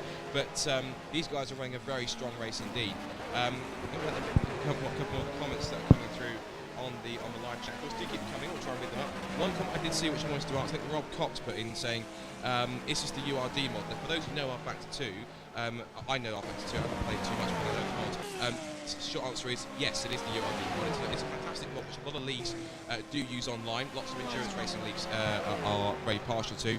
And I know leagues, particularly ones such as GPWC, their World GT Championship uses, it's a slightly modified version of the URD mod, but these are very high quality cars that have been made. And you can tell them as well. I don't think they're officially called like a Ferrari and Aston Martin. They're called something different names. I think that sort of thing. More news from Brooks. Yes, penalty for Friction Racing, I believe. Okay, so apparently a penalty is being handed out to Friction Racing. So obviously the judiciaries have decided that that incident between Downforce and Friction was an illegal manoeuvre. In fact, they've actually just pitted, I believe. So we missed that, unfortunately. They have boxed straight away and decided to take it there and then. So, well, I don't know how to read that one. That was a tough call to make. And they've decided, obviously, to go with it. Friction Racing now rejoin. They will rejoin round about, well, once they've had their penalty, and they've already boxed. So I have a feeling that they will probably be around the Mango's Racing area of the field. So difficulty at the moment to judge whether that's a fair penalty or not. I mean, I'm trying to be as impartial as possible. It's good for us as a team, but you want to see fair play at the same time. That's a difficult one to call, but they've obviously decided Friction Racing obviously deserved the penalty there, and that has put Race Logic in the Ferrari into 2nd position. So that's exactly what we're saying. Jesper Pedersen, he didn't panic at the start, did he? He just kind of let the race come to him, and he's doing an absolutely fantastic job of it. LJ Garnett on the chat, he says, you see, if this was iRacing, half the teams would be spinning for no reason and being disqualified. He's got a very good point there. Oh dear, you can't be that harsh to another brand, surely. Also, we've had Rob Cox saying, it's pretty special, just need more cars. Very true. We really need to double the intake here, so we've got a 24-car grid for next year. We'll sort that out. We'll talk to the right people. Nod, nod, wink, wink. We've also got Radtech. Apparently, Epps is pitting this lap. But then he's gone past the pits and said, or not, he's got the pit crew ready a lap early, apparently. So not quite sure what that is. But there's the Friction Racing team, now right on the back of John Munro in the Downforce Aston, and these two have already come to blows once. Munro leaves the door a little bit open there. That's a good opportunity for Prescott to try and capitalise, and he hasn't quite been able to get on the throttle early enough, but that is a state of intent at the very least. And Prescott looks very, very racing here. He'll be a bit disappointed that he's been handed a penalty. And I have to say, from a completely objection-free point of view and impartial, it's such a difficult one. I don't know whether a penalty was the right call there, but they've obviously decided to give it. So Prescott now tucked up behind Munro, and it's difficult. It's difficult. So now we've got this incredible battle going on, and the Mango's Racing Porsche is not too far away either. I was going to say the Porsche is not too far away, but actually they are quite a far away. See, we can make mistakes too. That's fine. That's all right. But now these two Astons have caught right up to the Purple Helmets Ferrari once again, with Andrew Ashton at the wheel in 3rd position. This is going to be very, very tight between these three. And I'm not entirely sure that these Astons are going to be waiting around for a long time. In fact, into the pits comes the Ferrari, and that's the moment of truth for Prescott. He's got Munro on the breakaway down the straight. He's going to go one way, going to go the other way. Now he's going to go left here into the braking zone. This is going to be about who gets on the brakes first and who is more stable around the outside. Prescott holds it to the outside line. Munro keeps the inside. There's not a lot of space. There's a tiny bit of nudging there. That is just about enough to keep the positions as they were. What a battle this is. This is more like a sprint race. This is fair and clean as they come up towards turn 3, but that was great racing side by side, but they gave each other room, and even though they could have made a bit of contact, they were both sensible, thought, no, again, it's a long race, got to be careful, and still only had 20 minutes or so gone. And I think also, maybe possibly, Dean thought a little bit about, obviously, the contact from last time, was getting pretty close on it to the hairpin as they did a lap ago, but it's almost kind of battle lines drawn as it was before. It's back to square one. So, but I think Dean maybe reminisced in terms of what happened the first time they kind of got that close. Thought, no, I don't want to risk another penalty, or at least put myself into a situation where it could happen again. And thought back and thought, let's just sit back here, find a more fun opportunity. Maybe if he gets a good run through the last part of this lap, you might get a good run down the pit straight again, and possibly, he could try a dummy, he could try and be a bit more brave around the outside than he was already, and it could work out, and he could get himself up into third position. It's a tricky one, but what's great, it's two British brutes in the Astons, and they're both sort of taking big chunks out of each other, trying to grab a spot on the podium provisionally anyway. Ding, ding, back to your corners, boys. I'm sure the second round could be just as intense as they come around the final turn once again.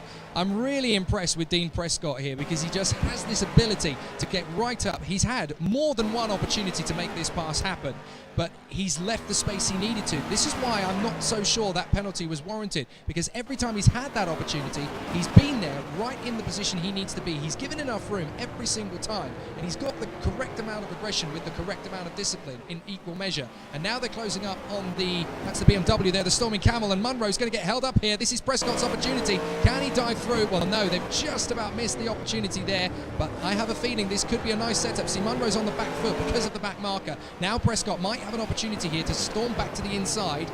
Turn 4, it's nice and easy. If he gets a good line out of here, he could get a brilliant run down the back straight, through the right flick, and down towards turn 5, the left-hander. It's going to be really interesting. Now, is that a call for the pits now? I think that might be the spanner at the top of the screen. That's the pit call, isn't it? Yeah, usually on screen, if you see it, there's the other Aston in the mix, as Mission Motorsport decides, I'm not having any part of this, and just get straight out. You know what, I'll get out of the way. That's smart thinking, good driving for that one, even though it was half of the round. But yes, usually when you see the spanner sign, it does mean that it doesn't mean that they're an actual spanner. It means that they're actually coming into the pits. So that's usually what the mix is. Although that said, it has disappeared. So I'm not sure if that's really hitting the button by accident. You think? I don't know what the issue is there. But well, we've been being told by Bradley Philpott, who's keeping an eye on what's going on with his own team, Simply Ace. They've actually got a bit of an issue because they just got rammed by Mission. Now, surely that's going to be an accidental moment there from Mission Motorsport. They are 2 laps adrift, and they are still trying to hang on to things at the present moment in time. I wonder, hang on a minute, I wonder, were Friction Racing trying to be sneaky there? Were they trying to get one up on Downforce Racing to try and see if they could play them into a false sense of security? Because the teams are watching the various antics of the other drivers, and if they saw the spanner go up, is that psychological? Are they trying to second guess Downforce and making a pit stop? It's tricky because the other teams can't see, obviously, when anyone else, when you're driving, you can't see when anyone else is pitting. You can't see the actual icon come up. You don't get a notification saying that there is a pit stop imminent for car 6 or car 8, for example. And also, the driver probably wouldn't want to be disturbed in the middle of the stint in terms of what was coming in. So I don't think that was the case. Maybe it could be maybe to try and rattle them, but I think maybe forgot that maybe they're not paying attention or they won't be able to see that. So who knows? I could be wrong. It could be another strategy that they're playing, but even so, it's certainly been kept very, very close between these two. And apparently, even though there was some contact, again, so lap traffic is always causing a problem. These two are having a battle of their own. This, of course, is over 3rd position. So that means now the car, which is now in 2nd place as it comes around, must be, is that the 111 Ferrari, maybe? It must be. Yes, it is, yeah. We'll have to wait until the timing comes around, because our time doesn't actually show us who's where at this point. The 2nd position in the race is worth making a note, is the V-Box Race Logic Ferrari. That's still there. It's still there in 2nd position, but the gap between them has dropped significantly. Now, I don't know whether that's because Simply Ace obviously had that issue with the Mission Motorsport car or not, but the gap is now 8.7. That's a lot less than it was. And we've talked about the Astons till the kingdom comes home, but we've got another great battle going on for 6th position between 111 Ferrari and the Misfits Viper. Now, this is a great little battle shaping up too, and they've got traffic of their own to deal with just in front of them. That is the red shirts Porsche moving out of the side of the Ferrari, and the Misfits Viper just got a tiny bit bulk there as he comes out. That's going to cost a couple of tenths of a second at the most, I think, and they've actually run a little bit deep as a result of that. That's all it takes, a tiny bit of rhythm thrown off. Now Munro's gone wide in the Downforce Aston. This is the opportunity for Prescott. He's there to the right. Munro holds it to the left. That's going to be really tight to hold on the exit. Prescott's going to try and get the undercut. This is such a great battle between these two. Prescott's still digging deep to try and put the Friction Aston in front, and he is really giving it the beans down the straight. I'm not sure he's going to get the opportunity down the inside, but if he pressurises Monroe into making the mistake, it's going to be very easy to get that position back. So up the hill once again, Dean Prescott's still on it. And you have to remember, of course, this is only after 25 minutes, so we're still Scotland. So we've still got a lot of racing still to go. But this is pretty good action for these two, and it's only for third place. But it proves that it's a long race. If you find something to race with, naturally race cleanly and fairly, as these guys are doing, you can find something to enjoy throughout your stints. It's a fantastic thing, whether you're trying to beat a particular lap time without pushing too hard, throwing it up the road, or battling with somebody in position. It's one of those races, I think, where you can always find somebody to race and have a good time on track, regardless of where you are or what your situation is. It's a bit of a unique situation, which, if you look at proper, sort of racing that you might get in something like the European Le Mans Series or the World Endurance Championship, where you'll see these kind of cars usually in their more natural habitats. They might be a bit more flat out, whereas these guys, they're not exactly backing off at all and just keeping everything in reserve, but at the same time we're not making silly mistakes, and they're actually being rather professional about it in terms of, it's a long race, let's just take it steady, and yes, have a battle, but if it feels as though it's going to get a bit too close, just back it off with it, just regroup, and then maybe try again. That's probably what Dean's doing at the moment. Probably thinking, I've had a couple of attacks, didn't work, and maybe that could be a tactic. He's luring John maybe to a little bit of a false sense of security. Think, I'll just back off for a lap or two. Just watch what he's doing, where he's possibly could be weak, where he's strong, and then wherever he's weak, that's where he can try and strike. You can see, particularly in this section here, I know he's been struggling a little bit sort of all weekend in terms of taking that compared to other drivers from Piers prior. He's not been as strong out of that second hairpin, so it could be tricky, but he's doing a grand job in third place to hold on, but as is Dean to keep him eager for fourth place as well.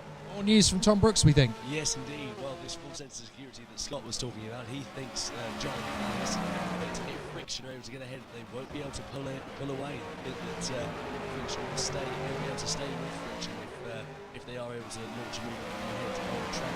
So, it'll be interesting to see how that goes. Very interesting indeed. Fastest lap of the race so far.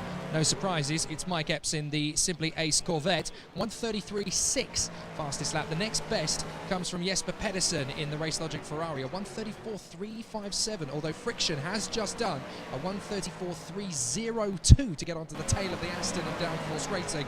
So it really is getting very, very tight at the top in terms of lap times. But that's a big gap between the fastest and second fastest times, isn't it? Very nearly a second there. Race Logic have just done a 1:34.214 though as they came across the line, and that's getting even closer to the times of the Simply Ace cars. But you have to say, Friction on a 1:34.302 in the early stages. Very, very competitive time. Yeah, it's incredibly good stuff, of course, on the Ferrari as well, up in second place. The first second, and Simply there was that thing, so good, the Friction racing car.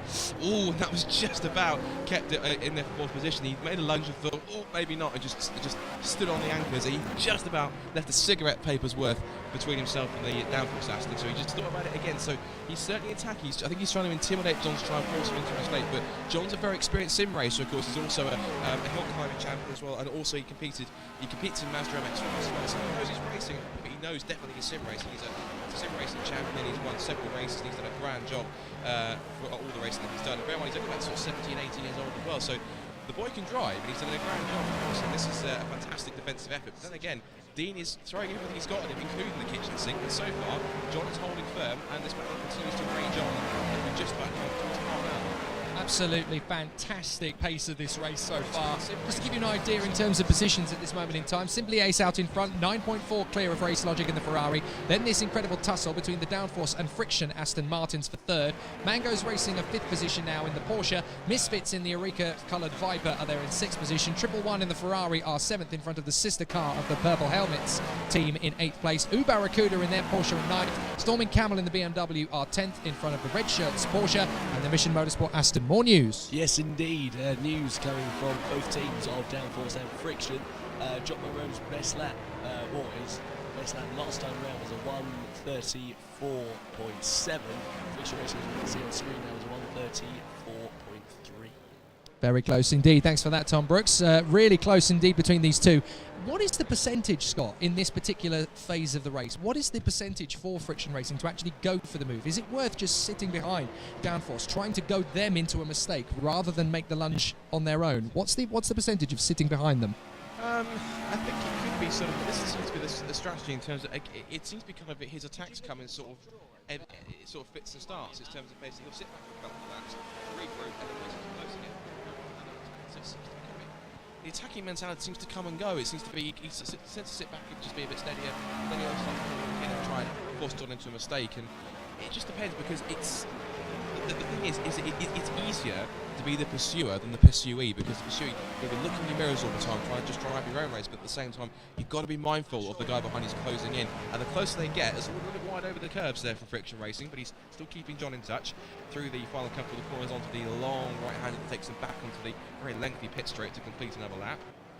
This is pretty crucial. So John's probably is going to try and concentrate as hard as he can, but he knows that the friction is still there. He's constantly just glancing into his rearview mirror to see exactly how close he is. And some drivers can cope with the pressure of a car getting pretty close. Others, not so much. They can start to falter, and it tells a lot about the character of a driver in terms of what he's like when you've got somebody up behind him, just giving a lot of hassle and trying to attack through his position. If you could just defend him pretty cleanly and not get too flustered and keep it on the road and not try and make any silly mistakes, that's the mark of a good driver. The complete opposite is somebody who takes one look in the mirrors, goes, oh, and goes straight off into the gravel. Absolutely, and they've got to balance the strategy all the way through, not just track position. They've also got to take into effect how much wear they're actually getting from the tyres being sat in position. Are they smooth enough to stay on the back bumper while looking after tyre life? That's going to be very important as well. Draining of fuel is going to be a big issue. Radtech has actually written on the feed, Extra has 2 laps of fuel left with a nice little emoji. I'm not sure how serious we need to take that statement. I'm not entirely sure what the actual state of play is, but they all started on the same level of fuel. Everybody's pretty much going for a 90-litre, well, it's a 90-litre fuel tank at full pelt, isn't it?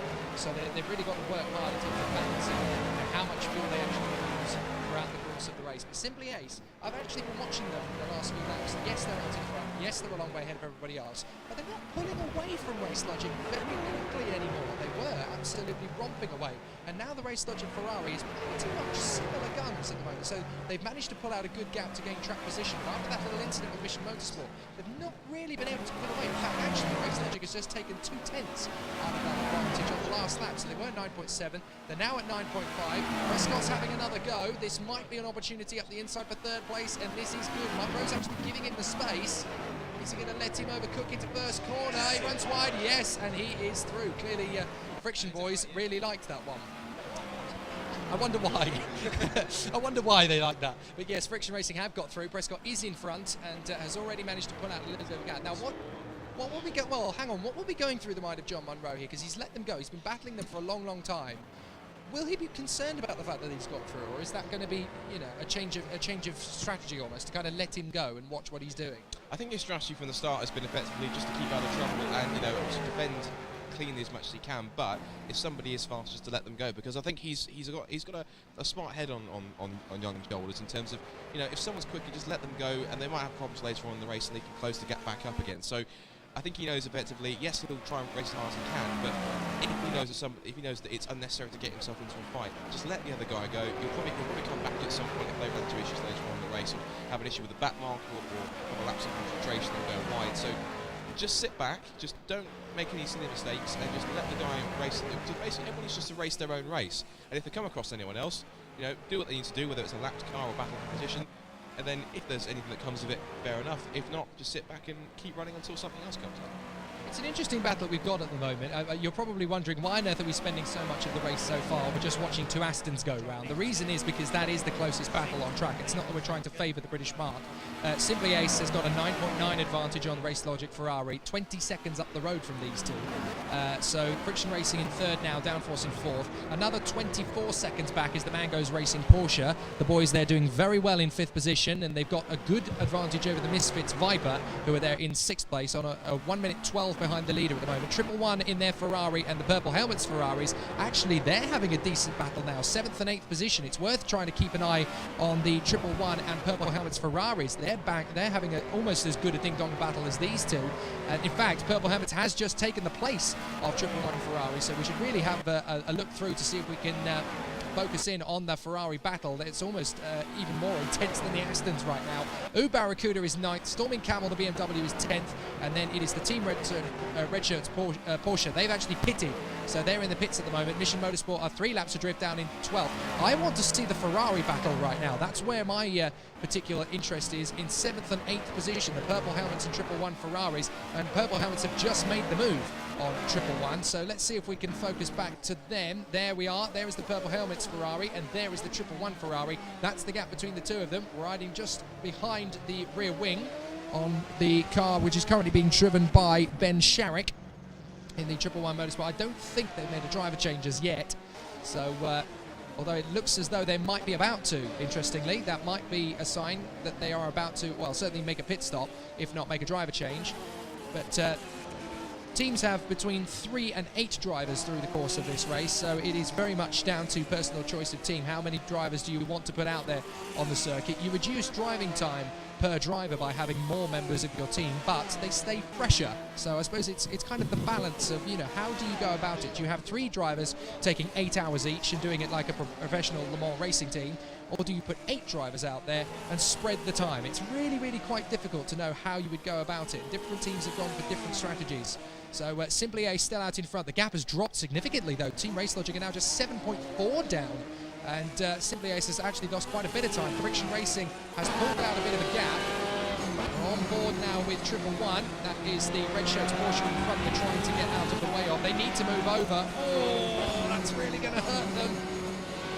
111 just trying to find a way to get through. And they haven't lost a huge quantity of time to Storming Camel, but this is really hurting their opportunity to get past the purple helmets again. And into the pits comes 111. So they're making a pit stop now. We thought that was decent strategy. So Triple, what are you giggling about there, Scott? I'm thinking the fact that the Simply Ace Corvette's just come past them. Exactly. The Simply Ace Corvette just stormed past them. I thought I'd said something dodgy then. Don't do that. 111 in the pits for a scheduled pit stop. And that's we're not sure if that's going to be a driver change or if that's going to be... We'll try and have a look and see over at... into the pits as well comes the Race Logic Ferrari. So they're into the pits as well. Jesper Pedersen has made his pit stop. We're trying to see from our position, is there a driver change? Oh! Now that's gone terribly wrong. That's the Purple Helmets car coming together with the Storming Camel BMW. Now that was particularly clumsy on the part of Storming Camel. They really should have got out of the way there.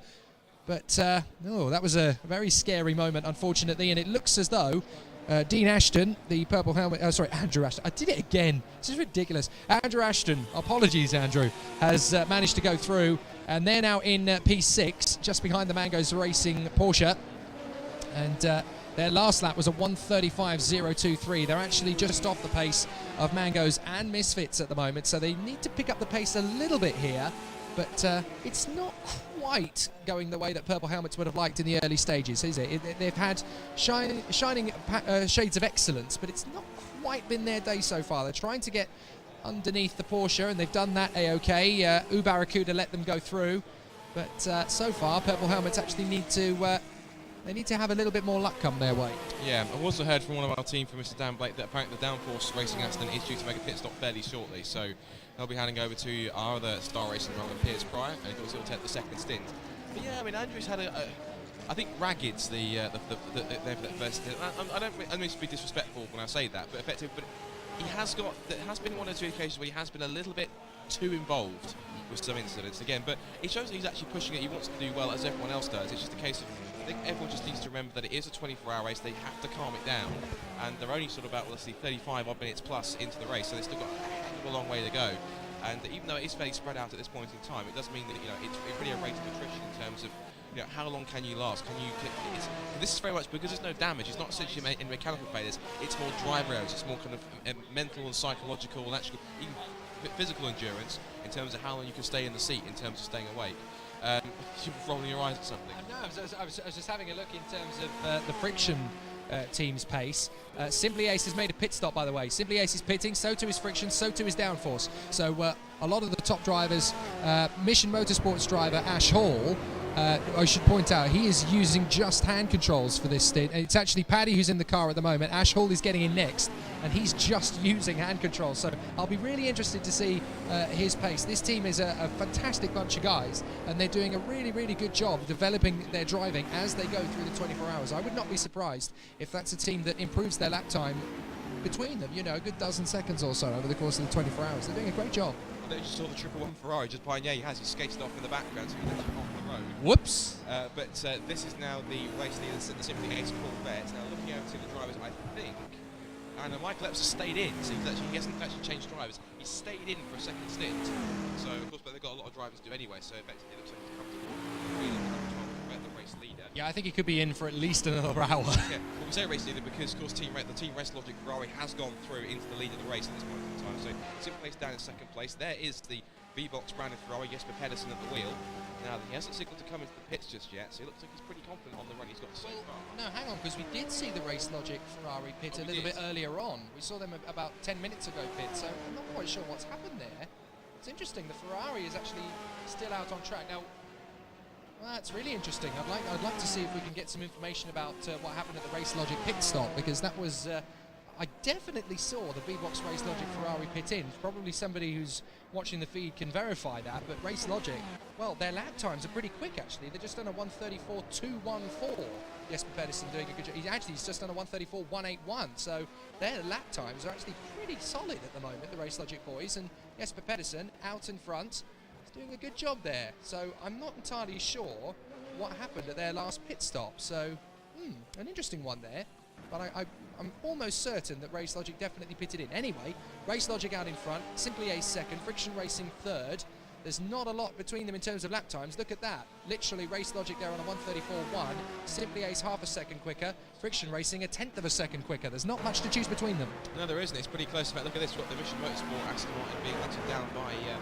Must be. I think that's. I think Piers Bryant. Not yet. No, Not yet. oh! Oh! Into the wall.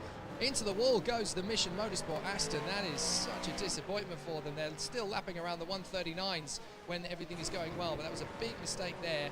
And fortunately, they managed to get it out of it okay. But we've just heard, of course, that Ash Hall, their second driver in the car, he's using just hand controls to make this happen. Everybody else, of course, is using accelerators and pedals the same way that you would on a normal simulator rig, but Ash is just doing this with his hands. He's really having to work hard. You can see under braking there, snaking under braking, wrestling with the car, and you have to have incredible reflexes to control a beast like the Aston with literally just your hands alone. He's doing very, very well given the tools he's been given to play with there. Yeah, and I think credit where credit's due. It's, pardon me, I know a couple of people in the sim racing world who do actually have to use hand controls. And it's not easy, but there are some drivers who can adapt to it, and depending on the kind of equipment that you have. I know actually one guy in particular. I'll keep him anonymous just to be safe. But he's actually a pretty rapid driver. He's pretty quick with hand controls. He can get himself and get some good results. You know, I mean, again, I don't mean to be disrespectful when I say that I don't think he's won very many races. But again, I mean that in terms of, I know when you with hand controls. You have to take it into context. Yeah, though, it's very tough. But I think if anyone can get a good result with just hand controls, I mean, that's impressive. However you look at it. So it's a grand job on that side of things. But no, I think Mission Motorsport are doing well, and credit where credit's due. This is their first race, giving it a go in endurance, and the fact that they are trying to keep it on the road as much as they have.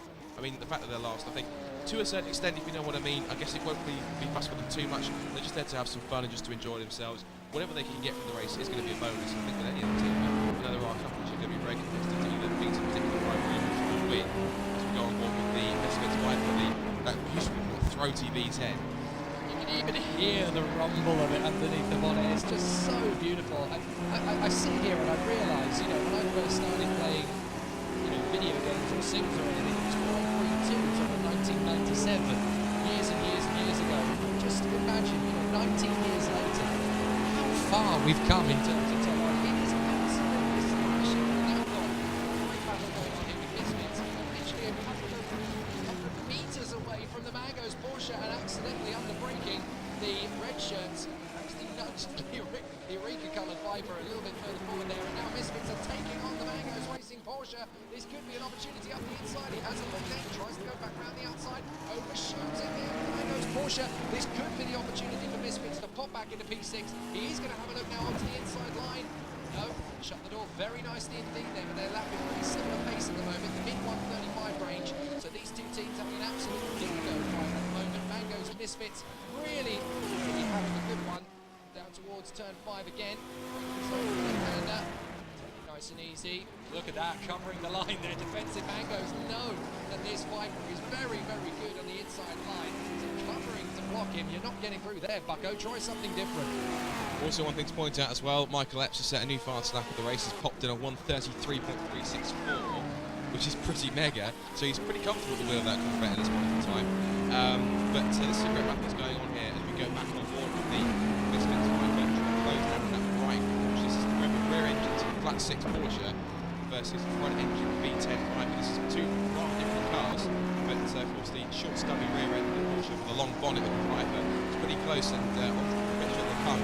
Looks as though this has got a pretty good run up to the pit straight. He's going defensive straight away because he knows exactly where the Viper is. He's going to draw alongside Lobby, literally always knows the turn of the dead level across the line up towards the breakers. It's going to be last of the late breakers. Viper's going to get a little bit in there, but the Porsche seems to hold on. Mangoes covers the inside line, but will Misfits get the cut back? He doesn't at this point in time. Mangoes holds on, but the question is for how much longer? Oh, this is not going to last long, is it? At this pace, they are absolutely nose to tail, bumper to bumper, nothing in between these two.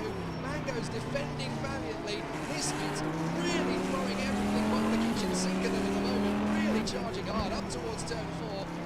Much neater apex this time round for Misfits, just a tiny little bit more grip and control. But look at the front of that Porsche down the straight. It's quite far. See you later as they make their way towards turn 5. Now this is where the Viper is particularly strong. Down towards the braking zone, and oh, he's died for it. That is incredibly brave. Is he going to be able to hold it? Mango's Porsche shutting the door. No, you don't, Sunshine. This is a great fight. This is fantastic, and that was a pretty gutsy move from the Viper. I think it's still Adam Cage at the wheel of that car. Double check with the Misfits. That's Callum Cripps at the wheel of that car now. So Callum Cripps jumped into the number 10 car. He's giving it everything at this point in time against the Mango's Porsche, which was driven by Jim Gibbs. So these two are really going at it hammer and tongs. But that was a pretty gutsy move up the inside, and Kudos still getting anchored up before the corner. Also you have to take into account as well, just behind you, you'll see in the shot there, just saw a flash in there for a brief moment, was the Race Logic V-Box Ferrari. There it is, just closing in on these two. So again, with faster cars, it's always a factor of champions. But again, down the pit straight comes the Viper. You have to tone it down the straight towards turn 1. It's not as close as it was before. Well, we need to watch this Race Logic Ferrari behind these two, because they're being reeled in at the rate of 2 seconds per lap by the Simply Ace Corvette. The gap now down to 4.6 as they come across the line, and this is going to be a really big headache for the Race Logic Ferrari. These two cars, Mangoes and Misfits, battling away like a dogfight in the sky, and they're going to really struggle with the Corvette charging behind them now. It's going to be very tight to know how are the Race Logic boys going to cope with this. Two cars battling in front, and if you look just a little bit further back, you'll probably be able to see it on the overhead shot. If you look into the distance, there's the Race Logic Ferrari. Look back, you might just see, there it is, the Corvette just coming into view. So they are chasing down rapidly the Race Logic Ferrari, and this battle in front is going to do them no favours. I'll tell you one thing I have to point out as well. I think Michael Epps wants to win this race because another new fastest lap. No. But quite incredibly, I think the lap. Look at that time. You think the word superhuman might be 1:32.827, and now they're getting the blue flags. Misfits moves over, and that has really hampered Race Logic. It has to be said. They've done the best they can, but look, there's the Corvette. It's really close indeed now. This is going to be the battle for the lead of the race. We're just at the end of the first hour, and it is going to be an on-track battle. Meanwhile, Mangoes look like they're going to be making a pit stop. So they got the spanner up the top, which is usually a sign of tank slapper through. They're just trying to stop the back end from coming around, and they'll need to get out of the way fairly quickly with the Race Logic Ferrari coming down the straights. No, maybe not, but they are blue flags, so they need to get out of the way. Now this is a problem, because if they move over now and let them through, the Viper's going to come through as well, just because of the straight line speed of the Viper, and this is going to be a problem. Oh no, they really needed to move over and let the Race Logic Ferrari through that time. That's a little bit too cautious there. I think they really should have moved over, and still a couple of corners down the line. The only advantage for Race Logic is now that their rivals, Simply Ace, are having a similar problem with the Misfits. And again, Porsche, they really should be moving aside more to let the Ferrari through, but now it's not a problem. They have got through at turn 4, but look, there is the Simply Ace Corvette. He's right there with them. So I have a feeling that the Race Logic Ferrari boys might have something to say about the conduct of the Mangoes Porsche there. It's just a little bit too long, but they have kept track position from the Misfit Viper, so that is of course their priority. How about this? The Corvette is now right on the tail of the Race Logic Ferrari, and this is for the lead of the race, don't forget. I didn't realise you could spit blue flame as well, looking at the side of the exhaust. This is pretty incredible, but I think I'm not sure, again, I don't want to presume here, but I don't know if it's Mangoes thinking that maybe that they're actually racing these cars. I don't know, but he's gone too deep, and that was his downfall. The Misfits Viper goes straight up the inside, so thank you very much for that. Up into the P6 that he's through now, but now this means it's collapsed the curve. He really is pushing hard in fourth gear through that corner, down to third, and look at this, all the Ferraris actually bolted a little bit through the final couple of the corners, and Epps, that's all the incentive he needs. He's going to come onto the pit straight, he'll have a great run, it's going to be all the first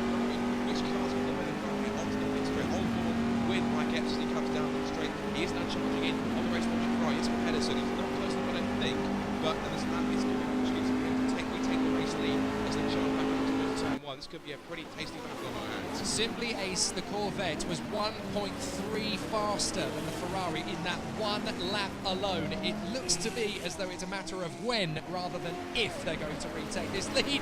And Epps is really pushing it on the back of Jesper Pedersen. A little bit too much curb, but he knew it was coming. He managed to get off the throttle and just allow the balance of the car to roll it back into position. And that is exactly how he managed to save that from going straight into the barrier. Very nicely handled there from Epps. But look at this, his dogged determination. He's right on the tail of the race logic Ferrari once again. Now, this is all on Jesper Pedersen. What can he do to keep the Corvette back? Because on pure pace, they have nothing to throw to the Corvette at the moment. But in terms of track position, they might be able to hold the charge for at least a short while. Could even keep it back to the next pit stop if they are able to just hang on like a struggling man with 2 or 3 fingers off the edge of a cliff. They might just be able to hang on to this. But you do get the impression that Epps is just knocking on the door, ripping it apart, trying to get through. And it's going to be very interesting to see how Jesper Pedersen deals with this over the course of the next few minutes. Up towards the left-hander, the penultimate corner. Now the Parabolica, this is where in Formula 1 back in 1996 we saw that most audacious of overtaking move, Jacques Villeneuve around the outside of Michael Schumacher in the last ever Portuguese Grand Prix for Formula 1. And you have the feeling that Epps can handle that final corner much better. Now look, he's in the slipstream, he's got good drive off the final turn. Which way is he going to go? Is he going to stay to the left? Look, Race Logic Ferrari is defending. Now, if Epps stays to the left, gets better traction under braking, he could hold it right around the outside. Pedersen's holding it to the inside line. There's nothing between the big bang doors. This is magnificent. And Epps has got to back out of this one. He knows that Race Logic Ferrari's not giving him any room to do so. This is like a sprint race. This is like the Blancpain GT sprint. Never mind the Enduro. What an amazing battle. And Misfits has got the best view in the house watching these two scrap. They're actually gaining on them. This is amazing. He's almost about to get the popcorn out of this race. This is fantastic. And I think Epps might have forgotten momentarily that he's in an endurance race and thinking, right, I'm going to have you if you're not too careful. Back down towards the hairpin. Is he going to try another audacious move? Because you can see the Ferrari is defending very stringent. He tries to do a dummy down towards the hairpin. Gets very close and just about gets it anchored up. How can this boy get on the brakes that late and not put the car into the back of the Ferrari? That's pretty incredible. But I'm wondering if he keeps that close, it's going to be seconds out, round 2 down the front straight for these two guys. What worries me about this is we've got 23 hours and 9 minutes of this, and it's just going to keep going. So this is going to be an absolutely incredible battle, and this is for the lead. We've already had the dogfight of the Astons for 3rd position earlier on, and the Ferraris were getting close together. Now we've got for the lead of the race, Race Logic, Jesper Pedersen trying desperately to hang on in front of Michael Epps in the Simply Ace Corvette, and this is an incredibly close battle. Meanwhile, behind them, there's a great educational lesson going on because Misfits is just following these two. Look at Pedersen just guarding the mid lane. No way are you getting through. He actually he's nerfing him down the straight. I am coming through. Do whatever you like to defend. It's not going to work. I am going to overtake you. Just move over and let it happen. Jesper Pedersen says, you reckon? It's not happening, mate. I'm not letting you through. Fantastic battle between these two. This is brilliant. I think for a moment Michael Epps thought he was at Daytona and in NASCAR because he was doing a bit of a tandem drop there, but Epps is getting pretty determined up towards turn 3. Huge move up the inside, sideways. They're both sideways, and somehow they both kept onto it. Now he's got the inside line. Somehow Michael Epps up the inside and Simply Ace are back into the lead. I want to replay that bit of footage over and over again for the rest of my life. It's just absolutely astonishing. What an amazing way for that battle to come to a head. Two cars sideways, power sliding, rallycross style, and they still come out nose to tail, battling for position. Absolutely sensational. Give those boys a medal. Michael Epps, Jesper Pedersen. Moment of the race. It's going to take a lot to beat that. Oh, off in the just in the far left. That's the U Barracuda Porsche. So off the circuit there, just on the way down to the right-hander. Wow, I have to say, the heart must have been in the mouth of the Misfits driver at that point, watching that going, oh my word, where do I go now? Absolutely incredible battle. And I don't think it's done yet either. Well, that said, I mean, I think he looked pretty close towards the end of this lap, but I think just going for quite a couple of the corners. This is one of the corners that might seem to have the advantage over pretty much almost anyone else. He's got the line sussed. As they come back down the pit straight, he has got the gap out, and I think that as much as I'd love to see Racing just sail back up to the rear of them again and have another battle between those two, as sensational as it was, I think it's going to take a mistake of which Mike doesn't make very many, especially in sim racing. I've raced against him in the Simply Race Touring Car Championship. I did one round at Alton Park, and he's one to rarely make mistakes. So he's definitely someone to watch out for. But look at the chat and that sort of things. A lot of people It's just were, exploded. a lot of people. Radtech, Ep slides into first. LJ Garnett, pretty epic. All I can say is Sen Ruddy-sational. A fantastic performance from both drivers. You have to say, for Jesper Pedersen, you know, to be in the heat of that moment, he knew that the Corvette was better than him over one lap. He knew that in terms of raw pace, that he has nothing to hold up to him, not even a candle. But his dogged determination to keep him back as long as it was physically possible, that was just something incredible to behold. He did absolutely everything humanly possible to keep him back, and that is one heck of a racing driver there in Jesper Pedersen. Great work. Yeah, fantastic job. And the thing is also as well is that it's pretty tricky. I mean, Michael Epps doesn't want to make too many mistakes, and I'd like to see Jesper actually get on the back of him. I just think he's got a bit too much more pace on that side of things. But a short-lived battle, but one to savour, I think. And I can't imagine when we get to the 6 hours of Silverstone, which is in a few weeks' time, that we're going to see a Corvette and a Ferrari doing exactly that, maybe in Stowe Corner or somewhere else. It'd be great if they did, but They hadn't changed the rules for GTs, and it's such a shame that we're not going to see that anymore. But what an absolutely incredible fight.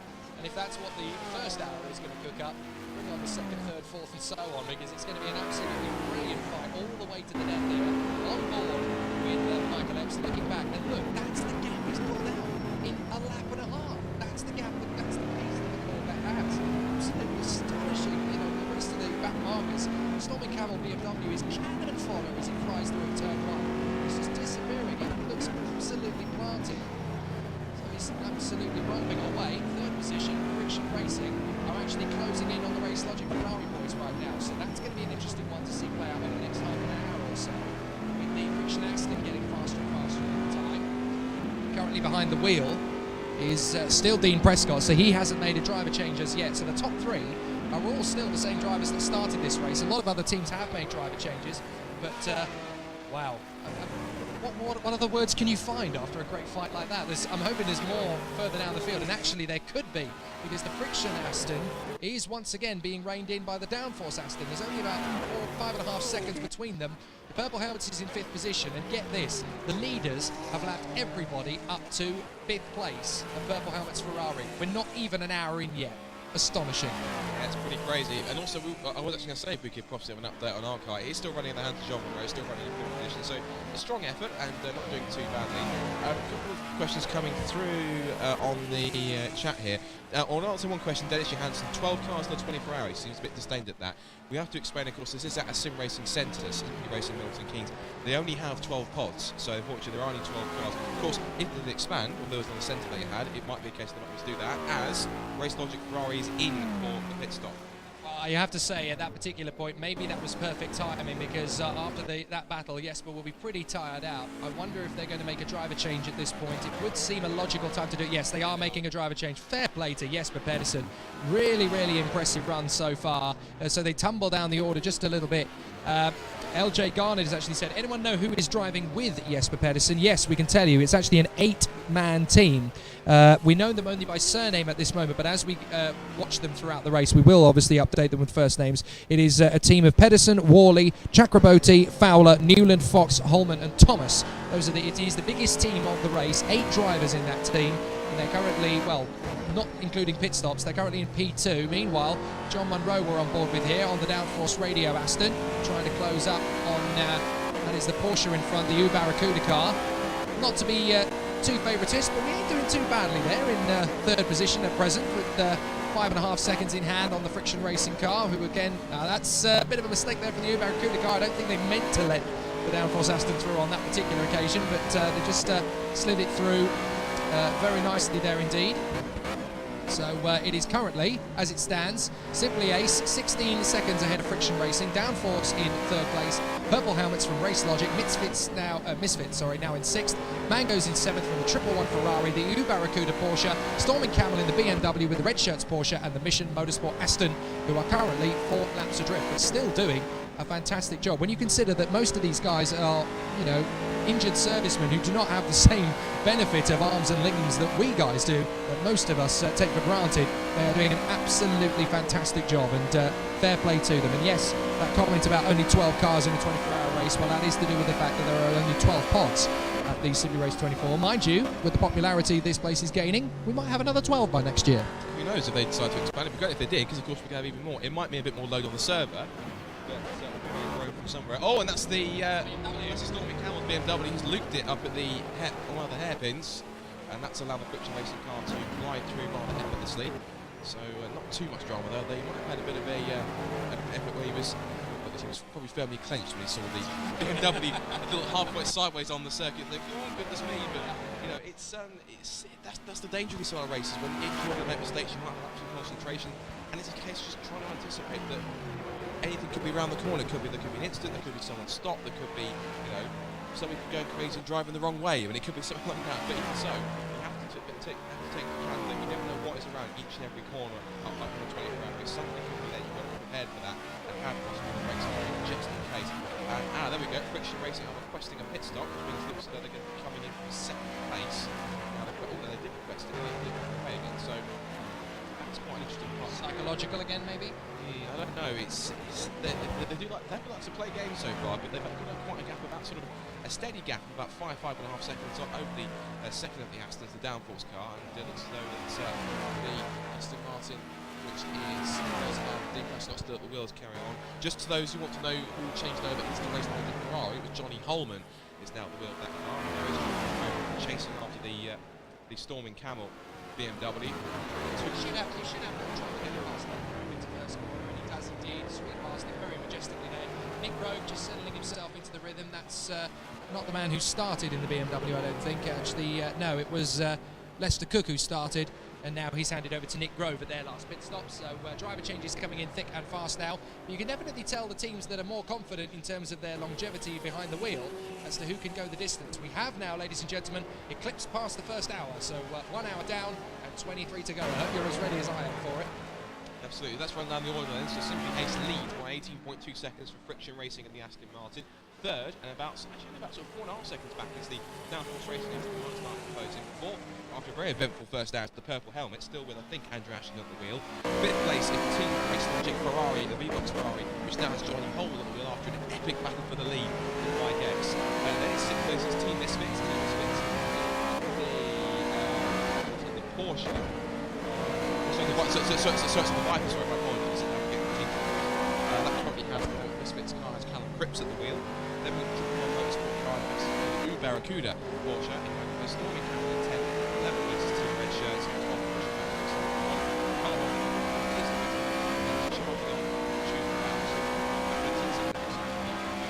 The battle for sixth position is kind of a 4-car battle at the moment. Misfits, Mangoes, Triple One and Barracuda. And they're pretty much lone rangers on the circuit at the moment, but every time one of them drops it, they basically give the others an opportunity to close right in again. So at this point, you know, we're only an hour into the 24, but, you know, with 23 hours to go, people are still trying to keep their rhythm going pretty rapidly.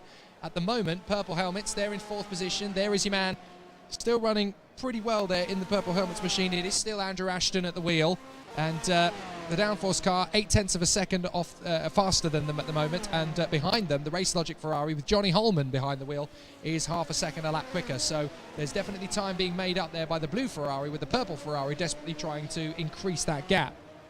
So it is a difficult situation that the Purple Helmets Ferrari are about to get themselves into. Meanwhile, Race Logic is really rapid with Johnny Holman now at the wheel. A fresh pair of heels and an incredibly quick machine that we know about, of course, now.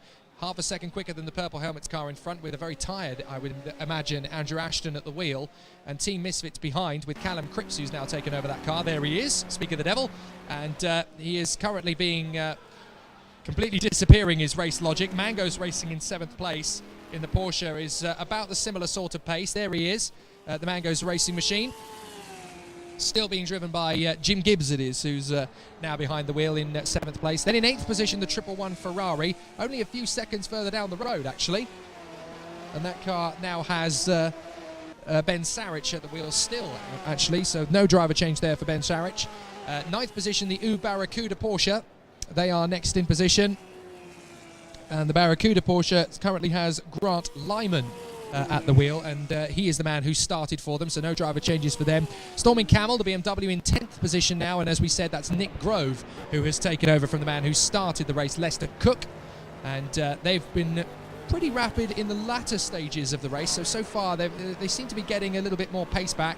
They're certainly lapping quicker than the red shirts at the moment. It was Aaron Grover who started with them in the beginning of the race, and now the red shirts are being driven by Tom Woodscraft. So Woodscraft has taken over in the Martini liveried Porsche, and it does look pretty superb out there, it has to be said. With the Mission Motorsport car number 1, the Aston, is still being driven by Ash Hall, who, let's remind ourselves, is driving purely with hand controls. He's doing a pretty good job, and actually his pace as we ride on board with him is very similar now to that of Team Red Shirts. So in terms of progression, they really are the team of the race so far. That's the great thing about this sort of race, is that you can sort of learn in terms of how to get a bit quicker throughout the race. We've got plenty of track time. We've got 20 cars worth of track time to actually keep our enhancers. So what you will find some drivers who are a little bit off, as it goes a bit deep into the corner, just about keeps them off well held. But you will find some drivers, they might be a bit of a pace to start with, but throughout their stint, they'll start to get a bit quicker, a bit more fast, they'll start to find the lines, find the bit that they need. The thing for me in terms of some races, four key things is that, first of all, you have to be smooth. You have to make sure you're smooth in every turn, smooth all your movements on the pedals and the steering wheel. Then from that, you'll start to find a rhythm. Once you've got that, you'll start to find a bit of consistency. Racking the lap times at a really steady, sort of similar pace. Once you've got that in terms of where you're going, that's when you start to find a bit more time, a bit more pace. In that order, with some drivers, it's better to have that progression, because everything feeds off each other. So just taking care of that one. But back to our leader, of course, the mighty Michael Epps in the Corvette, just again spread eagling the field in the Corvette C7R, and you can't really fault him really. He made a fantastic move. He's had a practically almost completely trouble-free stint. I mean, and also, of course, remember, of course, he does also race for He races for Team Hard. He's going to be doing so in the VW Cup. So at the moment, he's pretty much put themselves as complete odds-on favourites to take a victory. Yeah, and that's even before Rock Factor champion Bradley Philpott gets in the car. And then Arnaud Tinet, who was obviously incredibly impressive as well. So, I mean, what more can you find in terms of superlatives for these guys? You kind of imagine now that they're settled into the lead, and we ride on board with Epps as he cannons down the main straight to complete yet another lap. I genuinely can't see anybody beating them at this moment in time. They're that far ahead in terms of pace. They go into lap 42. And it is just an absolutely astonishing display. I genuinely can't find more superlatives. Friction Racing in second place though, 20.5 seconds back. John Munro still holding on to third position there in the Aston. About half a minute now in front of the fourth place squad of I think it's going to be, I'm trying to think who it is now, it's the Purple Helmets, sorry, who are there in fourth position. Then Race Logic, then Misfits, Mangoes, 111, Barracuda, Storming Camel, Red Shirts and Mission Motorsport. So that is your lineup at the moment, with Simply Ace still out in front. They do have a home advantage to a certain extent. I mean, when Bradley Philpott doesn't go home, he lives here, pretty much. He's on this most nights he can actually stay awake. So he knows this place pretty much like the back of his hand, but that doesn't mean a victory is guaranteed, and it's Epps who's in the car at the moment, and has been since the start. So we can't really say too much about what Philpott can do because he hasn't done it yet. It's very true, and you know, there's a lot of drivers that we haven't seen yet in a race situation, which still to come. Still got some quite interesting prospects to head up on track, and there's some very good drivers. Some drivers have got a lot of experience in racing here, or racing online, I've seen, which are actually racing for real. And it's going to be a really fascinating run when you start to get basically the next one in terms of everyone goes around. It's kind of a little bit snaky a little bit. Once you get basically all the teams cycle around to their second drive, it'll be interesting to see who will come out on top on that. Which some teams will have like simply 8, like just 3 drivers, some have as many as 8. So you've got to remember that some drivers will be a bit more pressure than others, but it depends on just how well they can recover, how well they kind of keep themselves in tip-top shape throughout the 24 hours. They're taking prompting naps to keep themselves carbohydrates. In this race, because even though they haven't got too much physical exertion in this race, because of course they're not in an actual race car, it's still very tough mentally and psychologically to keep yourself awake, not to lose concentration. Of course, they can be draining your concentration, so you have to keep yourself well hydrated, even a little bit of food inside you as well, and just really keep the concentration levels up, particularly as we get into the night sessions. Grant Lyman is no longer the man in the Barracuda car. It's worth pointing out that that has now been taken over by Jordan Cruikshank, so he is now there in ninth position. 3 laps adrift of the leader, but still lapping very good guns in terms of the Storming Camel BMW. So that has been changed. The Red Shirt Brigade, we should point out as well, their man Tom Woodscraft in 11th position and Ash Hall in 12th place in the Aston Martin for Mission Motorsport. We're looking at the Friction Racing car, 21.5 seconds off the leaders, Simply Ace, and the Friction Racing car still being driven by Dean Prescott. So Prescott's still out in front as the Red Shirt Porsche, that is, who is just there in position. Woodscraft gets out of the way very nicely there and not holding up the Friction Racing any. And you have to say it's been very good so far from the Astons. Both the Friction and the Downforce teams have been pretty metronomic in terms of their rhythm and pace. The Ferraris have been very good in terms of action. We've seen an awful lot of battles from the Purple Helmets, the 111 and the Race Logic squads. They've given us plenty of entertainment so far, as have the Astons of course, but the Ferraris in particular seem to have put on a really good show for us so far. I really want to see if we can get a word later on with Jesper Pedersen if we can, to see what that incredible fight with Michael Epps was like. But we'll try and do that as we go through the 24 hours. 1 hour down, 23 to go. We're going to take a quick pause in the commentary feed, largely because we've been at this for the last hour and a half or so. So we need a bit of a water and a bit of a refresher. If you're listening via the website, downforce-radio.co.uk, you will still hear noise. It'll just be Downforce Radio related for the next 3.5 minutes. And then we will come back on the visual feed. Do not fear. We are still here alive and kicking, and we're doing this for the next 22 hours and 50 minutes. I've just been offered a jelly bean, so I think I'm going to take that in just a couple of moments' time. We'll be back in just a couple of minutes. Don't go away.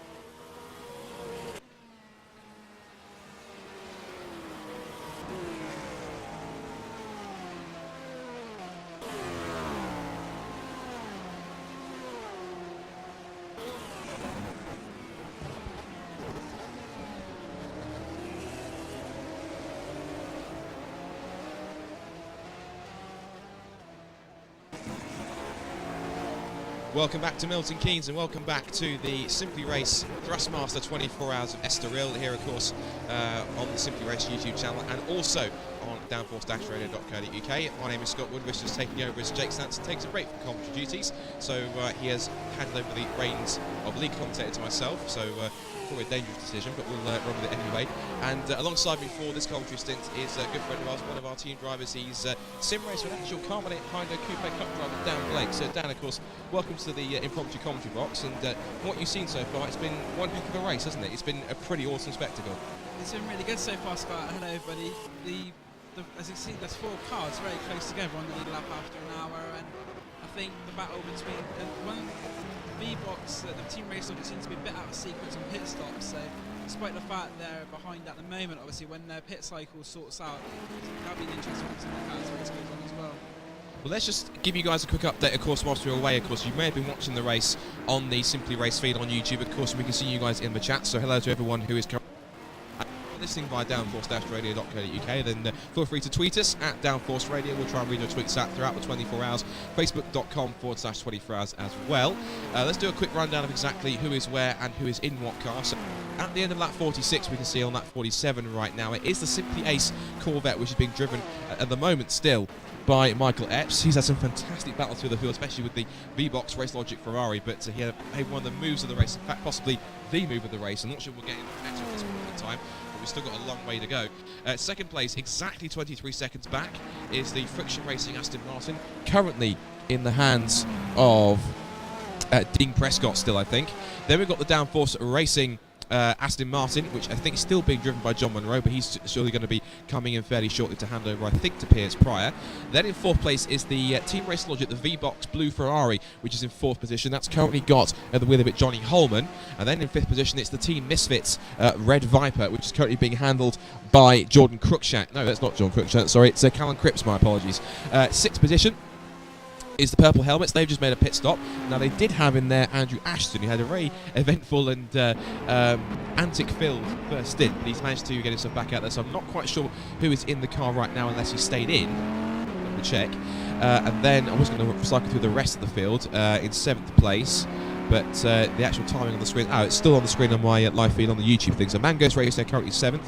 Triple One Motorsport 8th in the Ferrari. Barracuda is 9th in the Porsche. Storming Campbell 10th with the Team Red Shirts in 11th, and the Mission Motorsport boys in 12th in their number 1 Aston Martin. That car's being driven currently, the Mission Motorsport car, by I think it's now, there's been a change, so I think that's now Steph Godfreck, I think, is now at the wheel of that car. So they've now made another driver change. But we've seen some fantastic driving in this first stint. We're starting to get the cycle almost of the second drivers coming through after this sort of hour and 15 minutes. So we now get to see a new set of drivers get out there, and they've got a lot to what they're up to, because the first set that were out there that started the race, they put on one heck of a display out there. It's been a fantastic hour of racing so far. That battle between Michael Epps and the VTEC car, fantastic. The power slide move, got a car off, it looks like, as well. That looks to me as if that's the Team Red Shirts Porsche, I think. It's only got a glimpse of it. Yes, it is the Team Red Shirts Porsche. So that car has currently got at the wheel of it Tim Woodscraft, has been unfortunately named and shamed and said that that's the man who's actually looped it around, but he's got back going again. The yellow flags have withdrawn. There's the Mission Motorsport Aston just making its way. At last but certainly not least, they're putting up a very valiant effort. There is the aforementioned Red Shirts Porsche, which I think is going to make a pit stop anytime soon. But let's get some interaction, of course, in the chat if we can, because, of course, it's a long race. We've got to find things to talk about along with the race. So just as the first topic to start off then, we want to see your interaction both in the chat and also via our Facebook and via our Twitter as well, facebook.com/Downforce Radio, and also at Twitter it's at Downforce Radio if you want to tweet us on that method. Let's start off a debate then. For you guys watching, listening, what, over the course of the time you've been watching racing, or you may have seen across racing, has been your favourite individual endurance race? Now, there has to be one of a particular year and a particular race. So, for example, it could be the 2009 Le Mans 24 Hours or the 1997 Nürburgring 24 Hours, something like that. And also give a reason why, because you want to know exactly what it is that you love particularly about a certain 24-hour race or a certain endurance race out there. So let us know in the comments. Let's get some discussion going whilst the race continues to plough on. We're seeing a bit of a scrap here going on between, this is for 7th place overall, in fact, because, today overall, there's only 12 cars, between the Mango's Racing Porsche, currently with Jim Gibbs at the wheel, and the one car, as that looks to be, that was the Barracuda Porsche off in the gravel. And that, of course, that's got the wheel of it. That was Jordan Cruikshank, so he's the man that's had a bit of a misdemeanor up at the hairpin. But now on board with this gorgeous V8 sounding Ferrari. You can hear it as they charge through the kink and up towards the hairpin at the end of the straight. And this is a pretty technical circuit, isn't it? Dan, of course, you've not driven it in practice, you might have driven it in preparation. I think it's one of those typical kind of terrain circuits where it's lots of long straights and very long radius corners. It's one of those circuits that really does put a test on the cars, but it's definitely used for testing or to develop a car set up properly. It's a pretty strong circuit. Estoril has a lot of different factors. You couldn't say straight with fast corners to slow corners. A little bit like Barcelona, Catalonia, some can say that, but it really is. I've been looking at some testing earlier for practice, and it's a little bit of getting used to, but I think it's one of those tracks where when you get it right, you can do it pretty well. Rather than just quoting left-hander, right-hander ahead, free to correct it. Still watching this battle as they come down the pit straight still. It's the Mango's Racing Porsche just looming and getting a little closer in the slipstream. Here comes the 111 Ferrari under brakes in towards the hairpin. Down to about second gear. Oh, and the Mango's Porsche got very defensive and almost half stopped on the apex. That really allowed the Ferrari just to close in through the fourth gear right hand, acting over the curves, and then back up towards third gear, then spin play from the Porsche. He goes defensive again over the curves. And back into the second class. So we have to go, so it's very deep in some cases here. And now, there's the lag in the server as, I think there's some lag in the server because it's causing a bit of problems there. As it's showing him on the side of the circuit, but I don't think that's the case because we're having one or two connection problems, I think, with some of these guys because I don't think the Mango's Racing Porsche has gone off. I can't see anything in terms of where he's been, but one or two connection issues there, so apologies for that. Just the fact he's rejoined in front of our leader Michael Epps. That's not something you want to get straight into there, as there are blue flags waving. He does move over, or he has to just about, goes a bit deep into the corner and straight off onto the gravel. So that's more problems hampering there. And that's causing real issues there for the Mango's Racing. 2 excursions in 1 lap. It's been a pretty shaky one for the Mango's guys. They've got to try and get themselves back into a rhythm, but that can happen sometimes. It all depends on your mentality. If you've got a good mentality in terms of if you do make a mistake, are you somebody who dwells on it, or are you somebody that actually sort of puts it in the back of your mind and thinks, okay, that happened, got to focus back on the race, and away you go? It's a pretty tricky balance you've got to try and find. And also, it's worth noting that could be a new driver in the car as well, who's not had much time in it, just trying to get the circuit now as well, because we are getting now through onto that second sector of the race as such, with the second driver starting to make an appearance. Yeah, a lot of drivers didn't get too much practice before the event. Of course, the only practice some drivers got were like us two, and of course like Jake and also Tom Brooks as well. The only practice that these guys were getting was actually in the practice sessions, which are only about sort of an hour long. So you had to try and come in and change drivers and get them their track time. So it can be a bit tricky to try and find the confidence in the circuit, particularly if you've never really driven it in a particular sort of car or track combination, or even a sim-like car factor too. If you've never really sort of performed on it, it can cause 1 or 2 issues. But it's all about how high the learning agility is and how quick these guys can adapt. So now then, here's a backwards going on. I'm not sure the position. Let's double check the stats. I think it is actually, yes it is. It's the 56th position then. Team Misfits in the number 10 Viper, currently with Callum Cripps at the wheel, being hunted down by the Purple Helmets car. I don't think Andrew Ash is at the wheel of it because he has made a pit stop unless he decided to stay out and actually do another stint. This is pretty tricky, and this is the interesting thing about these races, that you've always got somebody to race with in terms of there's always a battle that crops up. As Ashley gets very deep on the brakes, so really have to stop himself from slamming into the back of the Viper and nerfing him off the road. As he goes back up the inside again, he really is making huge lunges. Now, is that intimidation, or is that just him trying to make a move, you think? I think it might be a bit of both, because he might try to scare him off the track as such, maybe force an error. Because if he's making moves like that, then he'll be looking in his mirrors maybe a bit more than he should do, and it may force an error. But it'll be interesting to see how it pans out. Distraction techniques are heinous, but they're not exactly they're not forbidden. So I bet I wouldn't put it past Purple Helmets and they are trying to put themselves in the mirrors, because that can be tricky. You can make a good point. As Misfits leaves the door almost too wide open into the hairpin. And the Purple Helmets Ferrari almost going to look up again. So Misfits, either they've got too much confidence in the car with them. Of course, we've got Callum Cripps at the wheel. Either he's struggling a little bit, maybe with tyre life, or Ashton just really just is throwing everything at this one to try and make himself a large in the head. I've got one of the purple helmets guys looking at me whilst I'm commentating. Apparently the Viper's tyres are done, according to the guy with the purple helmets. So that's some key inside information there. They've been snooping around. But onto the pit straight they come again. It's V10 Viper versus V8 Ferrari. Two very distinctive sounds, of course. The low sort of like the grunt and the growl of the Viper V10 versus the high-pitched sort of baritone sound of the Ferrari. They're fantastic cars to listen to and fantastic cars to watch, as it is the racing as well. So grand racing so far from these guys. We're actually coming towards the 90-minute mark with about sort of 6 odd minutes to go before we reach that stage. Now looking back from the Viper, just taking it steady through the hairpin over the curves, and it's pretty tricky. And obviously you've been in many sim races, Dan. How tricky is it? I mean, obviously we said earlier on that it's easy to be the pursuer rather than the pursuee. But just how much pressure do you put on yourself if somebody's chasing someone down to try and close them in? Because I think if you get too focused on it, you can cause you to make some inadvertent mistakes. It's a bit of both really. You can do that, or you can also drive you on to catch someone. I do a lot of iRacing. I was just the purple helmets get wide, and that's going to stifle them for a little bit.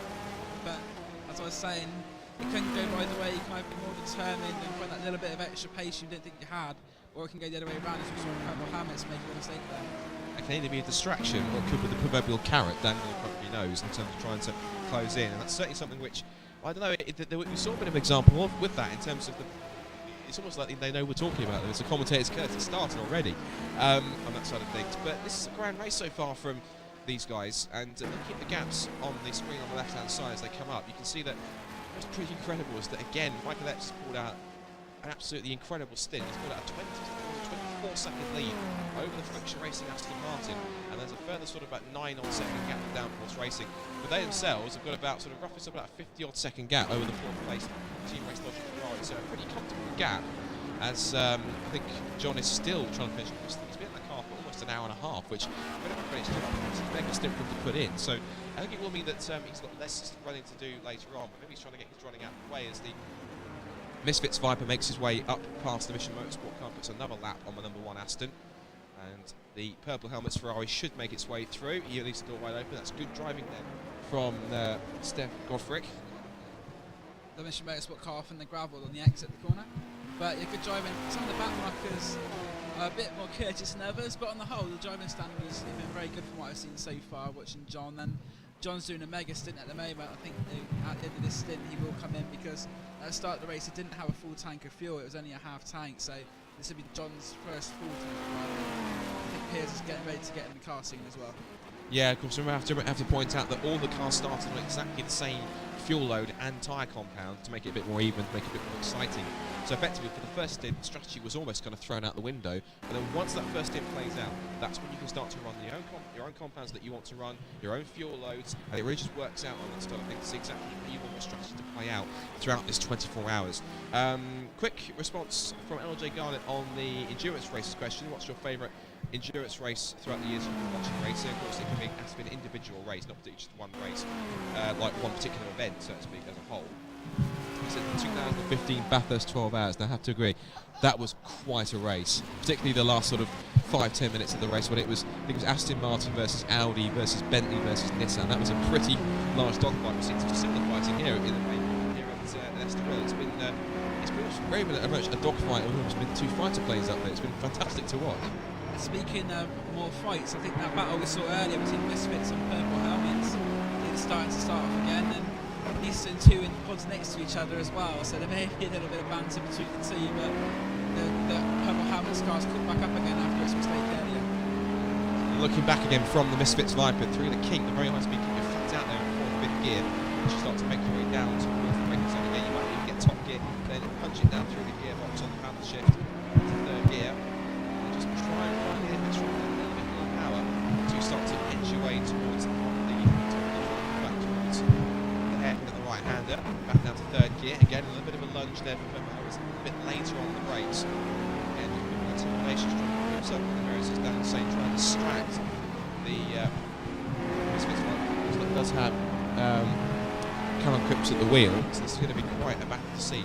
I can only presume that either Andrew Ashton has stayed on, or has been a driver change, because there hasn't been any change in the board behind us. So maybe Andrew has stayed in for for a second stint, a double stint in the Ferrari. But now looking at this, you can see that Cripps can see him coming. He's got the headlights on. He knows this could happen at any moment now. He's flashing the headlights. Intimidation techniques. It's not it might be frowned upon, but it's not illegal. You can't not do it. Back down at the brakes again, and you saw that Cripps did get defensive down the straight, but it just seemed to me that that's maybe the strength of the bike, as we've seen. It does have that straight line front. It's about an 8.3 litre V10 engine in there. It doesn't sound like a V10, but it certainly goes like one. It's absolutely sensational in a straight line. But it's the Ferrari's a bit more agile, a bit more nimble in the corners that might be ways catching up. So there's a bit of a trade-off here where the bike is better on the bits where you put your foot down, and the bits where you have to turn the round in the middle. That's a strong car to have. As he goes over the cross. Oh, it just about keeps it on the road. That was pretty great car control from Andrew Ashton. He's not afraid to push it, is he? He's certainly giving it some, isn't he? Pushing it right to the limit, and you say about the bike being quicker in a straight line. I think that might be the favourite to have because it's harder to overtake in a corner. I think than it is in a straight line because that bike just puts its foot down and it can pull a couple car lengths clear, and that saves it going into turn one. It seems at the moment. He might carry a bit of extra weight, but of course the extra weight kind of gets a little bit nullified with a bit more grunt under the bonnet. But then again with a Ferrari, it might be better handling in terms because of course you have to think with a big heavy engine at the front, it can mean that can damage the understeer. That's the handling. It can cause a bit of understeer. It might cause it to be a bit too weighty. Whereas the Ferrari, it is mid-engine, which means it's got a bit of a better balance in the chassis. But even so, it might be a bit more twitchy, a bit more kind of tail happy than they might like. But even so, the car's not too bad. So.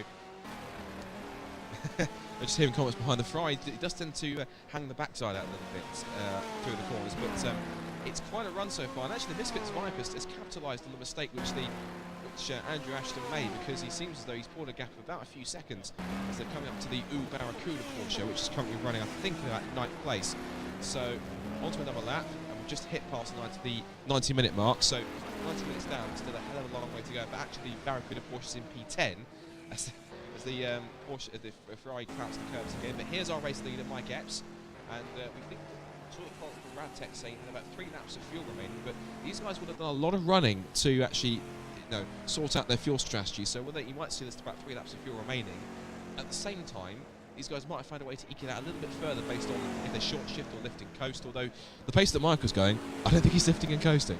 No, I don't think so. But Mike and Brad, I think, might have a bit of an advantage over some of the other teams. I think they may have had quite a bit of testing, so they'll probably know the optimum for that car, and they're making the most of it, which is what they've got to do, and that's what they are doing. And currently only 4 cars on the lead lap, but I think that will soon go down to 3 because they're catching up quite quickly to that Team Race Logic car, only 1 minute 27 between them, so they're only about 5 seconds away from being lapped, I think that is, because the laps here are about 132, 133, so soon we'll only have 3 cars on the lead lap after an hour and a half. Wanted to point out their third driver, Arnaud Tinet of France, they've brought over. He's actually one of the team members of, I think it's the Altran Team Peugeot, of course, who are actually running 2 cars in this year's Silverstone 24 Hours, which actually Bradley is competing in himself as well. He's actually going to drive one of their race-prepared 208s. He'll be racing the Silverstone tarmac in the beginning of April. Michael Epps, of course, for those we mentioned, of course, he is a team hard driver. He's been racing this year and has been last year as well in the Volkswagen Racing Cup. But of course, he has been plying his craft a little bit over in America as well. He's been doing some racing over there and actually got a chance to test, I think, it was the light car a couple of times. So, some stuff. He's been about a bit, and definitely what I've seen from him, at least like the Simply Race Touring Car Championship, when he gets behind the wheel of a sim rig, he can certainly pedal it. Definitely a very talented driver in and out of the sim rig, and just proving what he can do. And Purple Hammets and Misfits are like magnets that go apart, but they seem to come right together again because Andrew Ashton again right on the back of that Misfits Viper. We do say opposites attract, so they certainly are attracting each other here as they come back down the long back straight up towards the very top breaker zone, underneath the bridge, the metal sort of bridge or gantry there. And again, he was looming large. You can see him getting quite close to the back end of the Viper as they come exiting the left-hander up through the gears again. And then just brake just where the tarmac changes, and then you come back into the right-hander once more. And this has to be a pretty daunting sight. I mean, it depends on just how well that Callum Cripps is coping with this pressure from the Ferrari. But it seems to be a case of, again, because it is mostly you said it's a similar circuit like Barcelona where it has its twisty bits, but half of it is also long straight. So it's a 50-50 circuit, which means these two pretty much are sort of roughly odds even when it comes to battling each other. There's not really any sort of love lost between the pair of them in some cases, that's for sure. And there's another car involved as well, the slower BMW team number 4, which is a Stormy Camel one, I believe. But yeah, I've seen a bike running away down the straight, and traffic between the two cars, it may prove a factor. Yeah, I don't think Pepper Hamilton will get past there, so he is though, because that very nearly into the back of the right goes Storming Camels, but they might be pulled away a little bit on the straight, but as they come into the corners, you can visibly see that Ferrari gaining. It's a bit tricky there on the brakes there for the BMW, because almost the purple helmet's Ferrari Ashton was sort of caught off guard. He had to really just sort of swerve to avoid hitting the back of the BMW. But again, through this twisty section here with the pair of hairpins, it's keeping the Viper honest still. That's where it gets the advantage. Now this is where the Viper can put its foot down and stretch its legs a little bit down the straight through the flat out kink. Because it's downhill, that will cause the Viper a bit more of an advantage. Up and down towards the braking zone again. Again, just going, taking an early apex and then the car just drift out right a little bit more. It's so close, it's just, and that must be tantalising for a driver. When you're talking about sort of the incentive of trying to chase them, it must be tantalising, so excruciating when you can see a car in front and you're that close to possibly making the move. Just for some reason, because they're like the straights or something else that your car has a weakness in, just can't make it past. It must be absolutely agonising to sit there and think that. Got to think that the Pepper Helmet's car will be hoping he can get past rather quickly, but a couple of mistakes of his own haven't helped. It seems as he gets a bit closer, can't seem to get one way or another, but down the pit straight again, you go the Viper, you can see pulling away from the Ferrari, but the Ferrari, as they come down to the braking zone and into those twisty bits coming up now, will have an advantage. And I think we saw him make those little lunges earlier. I think that will start again. I wonder if his headlights starting to flash as well in the near future. But he's trying to find a way through enemies, as I say. Don't like in terms of light flashing, etc. Gamesmanship, it is no holds barred, extreme rules as such. So as far as the gamesmanship goes anyway, and it'll be interesting to see what he does, because he's got to try and find a way to get past someone. You're watching WWE, because you use no holds barred and extreme rules in the same sentence. Not recently, but it's the sort of thing.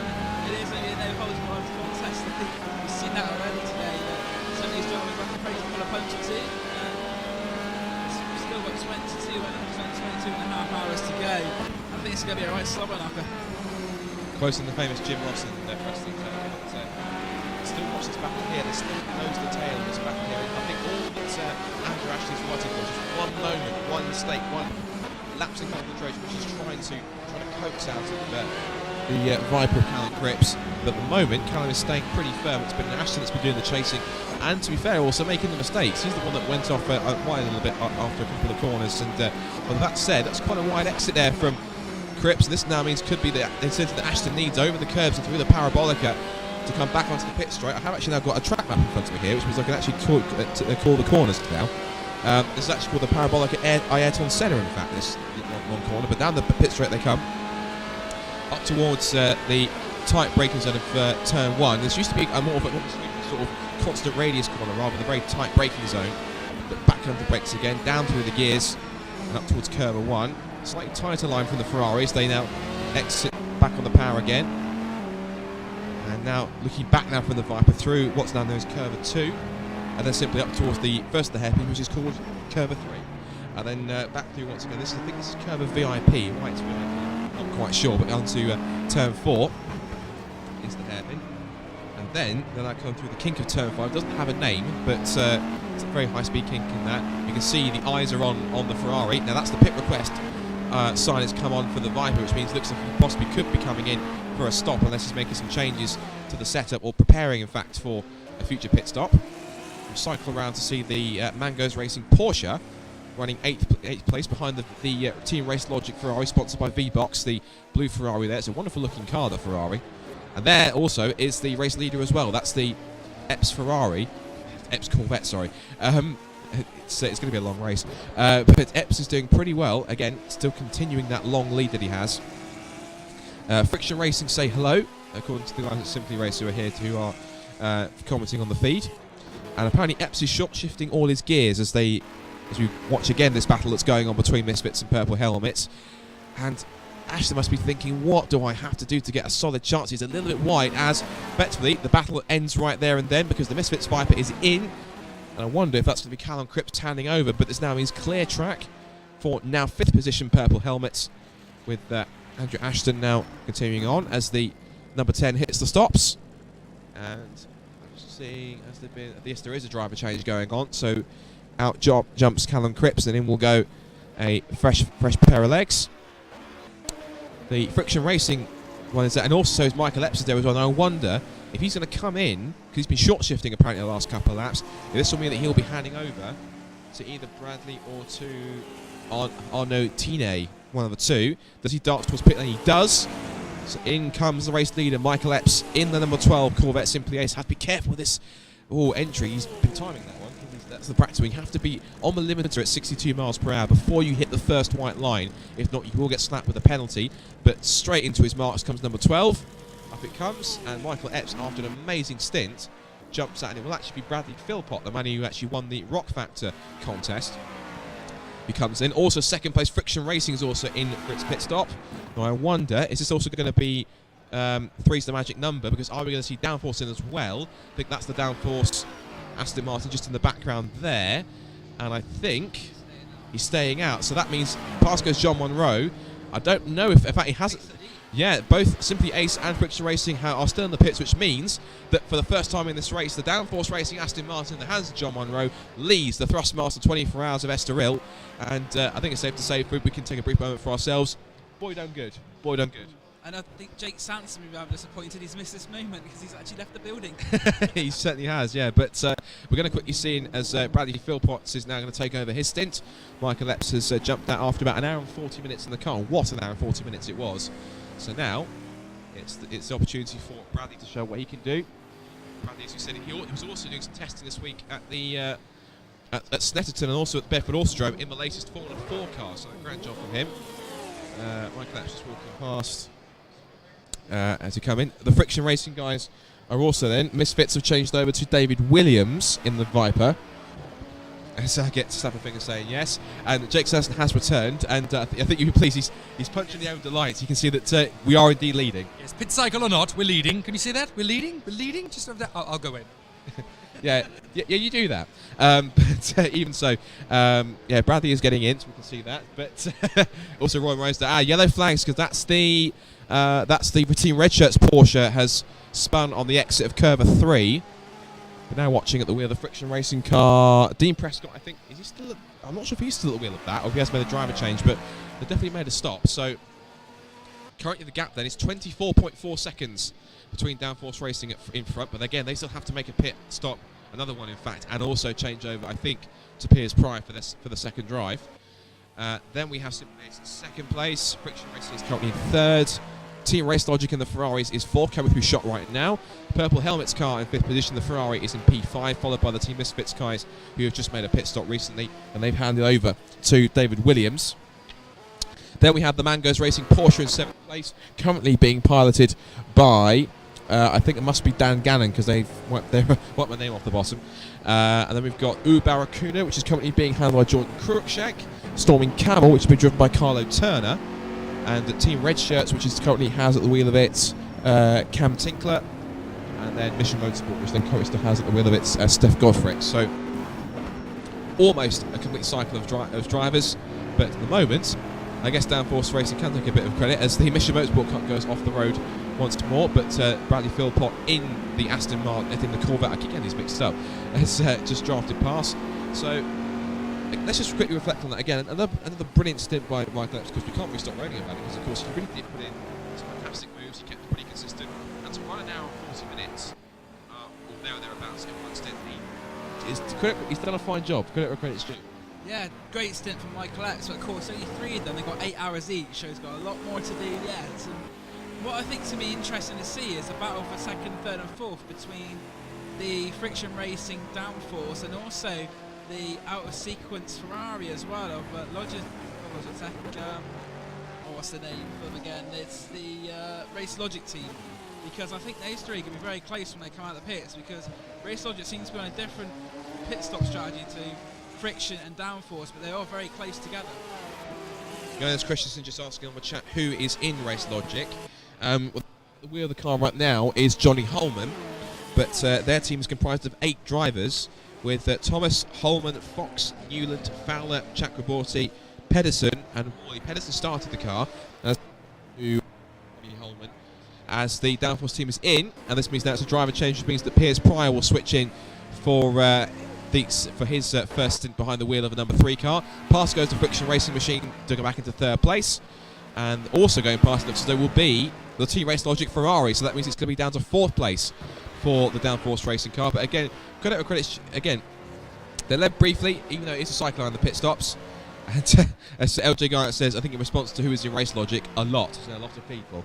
But so the pit stops were cycled out then, roughly, and I think everyone's made at least one driver change. But Piers Pryor will then slot himself in to have a go. On board now with the Friction Racing Machine, which, again, it's not changed the name on that one, so I can only presume that it's still Dean Prescott on the wheel. But if that is the case, pretty mega stint, an hour and 45 minutes so far. He's just pitted, so it's not great to eke it out a little bit. Yeah, very long stint. Probably the longest Dean Prescott started the car as well, and that will probably make him the driver who's done the longest so far. Obviously, when we saw Mike Phillips coming in and swapping to Buddy Philpott, so Dean Prescott, I think actually I'm going to change the lead now with that, so that's not what's going to happen, so we'll see what happens. Yeah, I think we're going to get changed to who is it currently in the Friction car. You can probably hear it at the back on the gorgeous Aston Martin V8 thundering away in the background.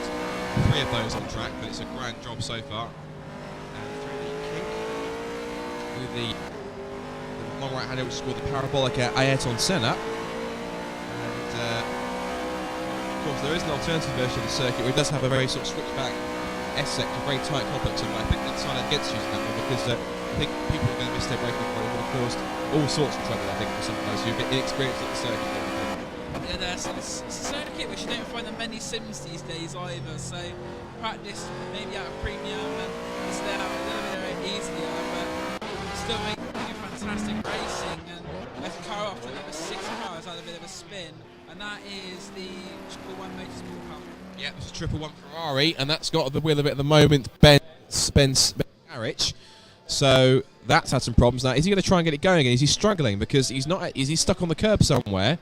And there's also, was that also? I think there was the U-Barracuda Porsche was spinning around as well. So have these two come to blows? I wonder, because I did see him for a second. The U-Barracuda Porsche was trying to get going again. He has now managed to get going once more, but it's kind of twitching and moving around. So whether or not he's just trying to get a feel for the handling again. But I'm guessing possibly because I did see the U-Barracuda Porsche, the red car, number 5, just have a bit of a moment there, and it was rejoining after what could have been contact. So I wonder, maybe he's either gone into a bit too hot after he saw the 111 car was off the road, or if there was a bit of contact between the pair. Change I think has happened on the friction car, and it has changed. It is now Chris Hardwick at the wheel of the number 8 Friction Racing Aston Martin. Here's our friends in the Ashton car. There's Piers Pryor exploring all the limits of the circuit a bit more on the exit by getting over the curbs. But Piers, of course, has done a lot of karting recently. He's had an opportunity to test an MSA Formula car as well, and also he's going to be competing in the first round of the Mini Challenge as well. So Piers is a very competent karter. When it comes to handling something with a bit of a roof, or at least with a bit more power than just a car, he's pretty nifty at that as well. Yeah, Piers using all the track, trying to optimise as much lap time as he can to try and catch up on these 2 cars ahead of him, the ones that got past, which are Friction Racing and Team Race Logic. And I know that Piers puts in a great stint. Jake Sanson says, put Piers Pryor in anything, you'll try and win in it. So let's see if that's what actually happens. A bit wide there for the BMW as Race Logic goes past it. That's the number 4 BMW, which is not in attention at the moment there, but that will be the Storming Camel car, currently driven by Carlo Turner. Just joining us now is the man who just stepped out of his first stint in the Aston Martin, John Murray. John, quite eventful, quite a lot that went on, but for the most part you managed to keep it on the road and have a pretty solid run. You led briefly as well. For a first stint, just talk us through how that went. Yeah, I mean, it couldn't have gone much better. Obviously, there's a few little things. I mean, the start, I knew I was just going to take it quite cautiously, and after the first lap, I went down to about 4th place, and it was fine. And then over the next 2 laps, I wasn't expecting to be passing people, but I just thought, I was just doing my lines, and everyone else was being a bit scrappy. So I managed to get, as you saw, back up to 2nd place, which I was delighted with. And then obviously had an incident there with Dean Prescott, where it was just one of these things where he thought it was clear and turned in, and my nose was still there, which kind of put me on half spin onto the grass. It's just one of these things. Totally fine with it. It just happens. And Dean also backed off and gave me back the place, which was good. And then we had a bit of a battle. He was clearly probably maybe a 10th or 2 a lap just had was more consistent than me basically. And then we thought we'll let him go and try and follow him, but a couple of mistakes after he got past, and we just started dropping back a wee bit. I mean, we stayed within, it was about 8 seconds over the hour-long second stint. So I mean, we didn't lose much time to him in a 24-hour race, but yeah, really happy. And now Piers has got in the car, and you know, it'd be interesting to see with my slightly aggressive style and Piers' more smooth style. It'd be interesting to see, for example, how that is in the tyres. Do you reckon that might have been possibly in the qualifying session, maybe why, with this sort of smoother style, do you think that kind of there was a bit of a tiny bit of a detriment in terms of he was a couple of tenths off your pace? Not to doubt his abilities at all, but do you think that was maybe the reason, or do you think maybe the nighttime conditions may have played a factor as well? Well, it's a complete combination. I mean, me and Piers were working well together yesterday. I think in terms of the 1 lap pace, I have kind of had the edge, but the thing is, over a race distance, we know how good Piers is. He's very consistent, so I think it'll be very evenly matched, to be honest. Even if I did have the edge over 1 lap, it's his style will suit the tyres, and there's no reason why, you know, he wouldn't make any of that time up over a race stint. So I think there's nothing really between us at the moment, which is really, really good, and it spurs us both on, to be honest. And I forgot to say a minute ago, we led a lap, Scott. We did indeed, yeah. I was actually going to come into the pits a lap before, but I saw we were into the lead, so I just thought, right, let's cross the line so we can claim downforce led a lap. You made sure that you had enough fuel? Yeah, the thing is, as well, we managed to stretch it. I was quite good in the fuel compared to the other guys around us, and we managed to stretch it 2 laps longer. And if we do that on every stint, that might end up saving us a pit stop by the end of the race. So, yeah, really positive. Obviously, a few little incidents, but nothing bad. And just, you know, delighted with how it went. We were in a kind of legitimate 3rd place there for a long time, and then obviously led. So can't really complain. A grand job, and of course, as the race continues, we're now coming up to just about the 2-hour mark. Now we've got about sort of another 10 minutes to go before we hit that, and we might do a quick recap of the positions as well. I think Jonas Christensen was also asking about the team Race Logic team as to why they're so far behind. I think just simply the race pace, to be fair. It's a case of just it's not intentional that they're that far away. I think John's something to say on that matter. Yeah, I mean, Jesper started the race and there was a bit of antics into turn 1, but I saw in my, I got a shunt actually into the braking zone, which was interesting in turn 1, and then I saw Jesper go off the track, and we all know how quick Jesper is, and he managed to kind of, you know, rebuild that gap, and then he got past me when I was half spun out earlier on, and he's just very quick, and I think what happened was he managed to pull a bit of a gap. But they had a different pit stop strategy to everyone else, so they came in and they put another driver in, and he was running very consistently, but he's not quite as quick. I was gaining about just over a second a lap on him, so that's why they've dropped back a bit. But that's going to develop through the course of the race for every team. I think everyone's going to have their peaks and troughs, and I'm sure Race Logic will be back up there. They've not lost much time, and you can see they're actually ahead of us at the moment. So it's going to be interesting to see whether Piers can hammer down. If he has the same pace as I had towards the end there, he should be able to close in by about a second or so a lap, and we might see a good battle soon for 3rd. It's quite interesting, of course, that you make a good point in terms of there will be a lot of periods when, as we go on board with the V-Box backed Race Logic Ferrari, currently running in 3rd position, that there will be points when, you know, some teams have one of their fastest drivers in, others will have one of their kind of less pacier drivers in, but there's going to be those sorts of chops and changes. I don't think there'll ever be a point where we'll have the fastest drivers in all the cars at the same point in time. There'll always be sort of, you know, simply just how driver rotation works. But it's interesting to see that, like I said, that we will see that dynamic then in terms of some teams will be right up there on the pace and challenging for making moves and making passes and setting fastest laps. But then when they put someone else in, maybe who's a little bit less experienced, maybe not exactly on the same output pace as their teammates, might drop back a little bit, and maybe for some teams that might struggle to keep up, it might just help them come back into the mix and sort of reel them back in a little bit. That's the beauty of endurance racing on sim racing or and racing on the real circuits. You don't know what's going to happen. It's very unpredictable, as you say. Different drivers have different paces, and I think that's what we're going to see over the course of the next 22 and a bit hours to go. Is that some drivers are a little bit faster, as you say. John was a second quicker than the driver of the Race Logic car, but now Pearson, we'll see what he can do. About 10 seconds between Race Logic and downforce, so that's something to keep an eye on. But that's the whole dynamic of endurance racing. Not everyone is not the same pace, and that's what makes it so great to watch. Well, of course, we're coming up to the 2-hour mark, so we're going to take this opportunity to have a quick break. If somebody's gone off, and that's the 111 Motorsport Ferrari exiting the final corner. And that, I think, has Ben Scarrich, I think, at the wheel at the back car. He's just rejoining us. Another one of the cars comes back onto the track. So a bit of an excursion there for him. But after 70 laps completed, it is now Bradley Philpott in the number 12 Simply Ace Corvette C7 who leads by 37 seconds from Friction Racing Aston Martin. This car on the screen in second place. Team Race Logic are out another 5 seconds back.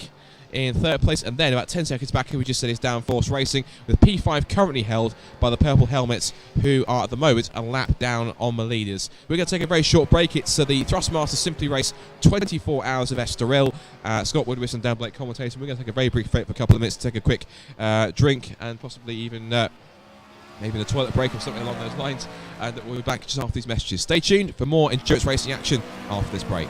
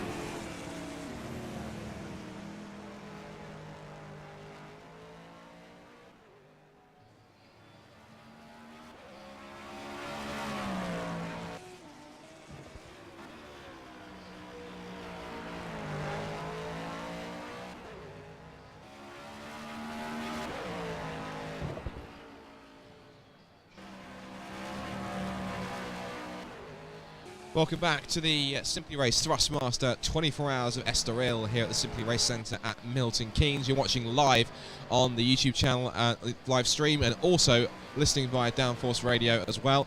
12 teams, and we're currently up towards the 2-hour mark in this 24-hour race, and currently being led by the Simply Ace number 12 Corvette of Bradley Philpott, currently at the wheel, showing with Michael Epps and Arnaud Tine with the second place car. This car on the screen right here, the number 8 Friction Racing Aston Martin Vantage, currently being piloted by Chris Hardwick. Third place is, at the moment at least, because of the Race Logic V-Box Ferrari is coming to the pit lane, is now Piers Pryor in the Downforce Racing Aston Martin, having just taken over recently from John Monroe, who we heard from just now.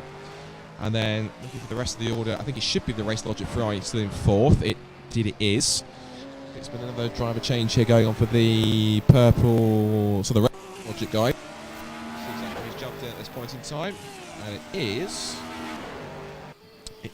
Sam Newland. Sam Newland has now popped into the Race Logic Ferrari, now in 4th place. 5th place is Purple Helmets, which is being piloted by Andrew Ashton still, I think. Then Team Misfits in 6th position in the Viper, followed by 7th place Mango's Racing in the Porsche. That's being driven right now by Dan Gannon. And this could be interesting here, because this is actually a battle for position now between the two Ferraris. This is between the number 7 Race Logic Ferrari and the number 9 Purple Helmets Ferrari. So 2 Italian stallions charging down again with that tactic of flashing the lights. Purple Helmets are certainly determined to get these guys out of the way if they can. But again, more intimidation tactics. This is now on board, looking forwards at the Race Logic Ferrari, down through the gears up towards 2nd place, getting anchored up for the hairpin. Rather tight apex. A little bit over the curbs up through the gears. Lifting on the brakes, and a little too deep for the Race Logic Ferrari. He's gone too wide, and that was easy pickings for the Purple Helmets car. He almost came back on track and made contact, but he was very careful, and this now means that was an easy pass there. That would have been for the Purple Helmets car, Andrew Ashton. I think it's still Andrew Ashton at that car. It is, in fact, yes. He's been going for almost 2 hours, would you believe? And that was just making a pass on newly inserted driver Sam Newland. So Ashton actually is having a mega stint, 2 hours at the wheel of the car. It's the longest stint of any starting driver. He's still hasn't got out the seat yet. I think that was an advantage there as well, because Newland's only just got into that Race Logic Ferrari, and a little bit of not inexperience as such, but not quite got into his rhythm yet. Went wide, and that was the opportunity he needed to go past. And a fantastic move there. He was under pressure, he got past him, and yes, Purple Helmets, we saw him flash the lights, and he forced a mistake. Just a couple of messages coming through. Johnny Holman apparently is in the Race Logic car right now, which doesn't appear to be right, because apparently it is Sam Newland, apparently. Also, iWarrior says, can he ask Cameron Tinkler, what is your dream car? Well, he's actually currently racing the Red Shirts Porsche at the moment, so he might not be able to give you an answer. We can ask him later if we manage to get a chance to talk to him. But now we're asking possibly if there's a... Oh, sorry. There's also another driver that's had a changeover. Just double checking to see who it is. It's the 111 Ferrari that's come in. Ben Skarich has now relinquished the Ferrari, and in his place is actually going to be Greg Edwards has now jumped into the that machine. And the V-Box Ferrari, though, the Team Race Logic car, he's certainly exploiting track limits. He's doing a bit of grass tracking on a couple of things. So looks like Sam is still getting to grips with this new car. But again, that's something to expect on any sort of stint that you get when you jump in. You have to try and get a feel for the car in terms of what it's like. If you haven't either driven it for a while, you've had to sit and relax and chill out. Or he's a little bit wide again on the exit. But he's certainly giving it as hard as he can on this opening laps of his stint. Conditions will also be different from the practice earlier as well. That was on a green track. The track's rubbered in now, so it'll be different conditions. And I think me and you might take a little while to get used to the car as well when we get in. And most of these drivers like ourselves have only had 3 or 4 laps in it, so it will come with time. And that's the thing, that's another factor in this race, is the fact that people might not have had so much time in it as others, and it may take a little bit longer. And that's just what it's like there. It should be very interesting to see what happens there. And I think he'll probably gain a little bit of pace as the session goes on and his stint goes on, and he gets to learn the track more. He's gone off the track again there, unfortunately. And is he going to loop it? Yes, he is. Very unfortunate there. Not Race Logic will be ruining this at the moment. He's spinning it round, and yeah, it's not been the best of starts so far for him, but I'm sure he could build from this, hopefully, and not crumble. He managed to get back on track without interfering with Tarbuck's race and the Friction Racing Aston Martin that just went past. So that means that that's now him done and dusted. I think he's actually put a lap on the Race Logic Ferrari, because I know that car's been ahead of the Ferrari anyway. So the Aston now is continuing on in 2nd place, continuing its endless pursuit of the leading Corvette. But a bit of a tricky opening stint.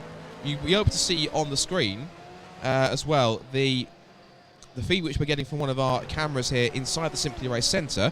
There's a lot going on. You'll be able to see, I think the guy in the white shirt to the right, you'll be able to see is actually Michael Epps, by the looks of things. He's the man who actually ran that incredible 1 hour and 40-minute stint where he managed to continue it pretty much at the head of the field all the way, or just about all the way, in fact, to have that incredible fight with Jesper Pedersen in the V-Box Race Logic Ferrari. So, and those two, of course, had a sensational section up towards the complex of corners where they almost Epps dived up the inside, Both got a bit out of shape and very sideways, and somehow Epps managed to hold it on to get the inside run for the second corner. And somehow out of that, he managed to make that late lunge into into curve 3, pay off, which was an unbelievable sight. But this is now Bradley Philpott, of course, at the wheel of that car, but Epps, of course, is taking a willow and brake, and it's Bradley's now going to try and live up to the stint which Mike put in, because it's one heck of a run, and he's got something to live up to.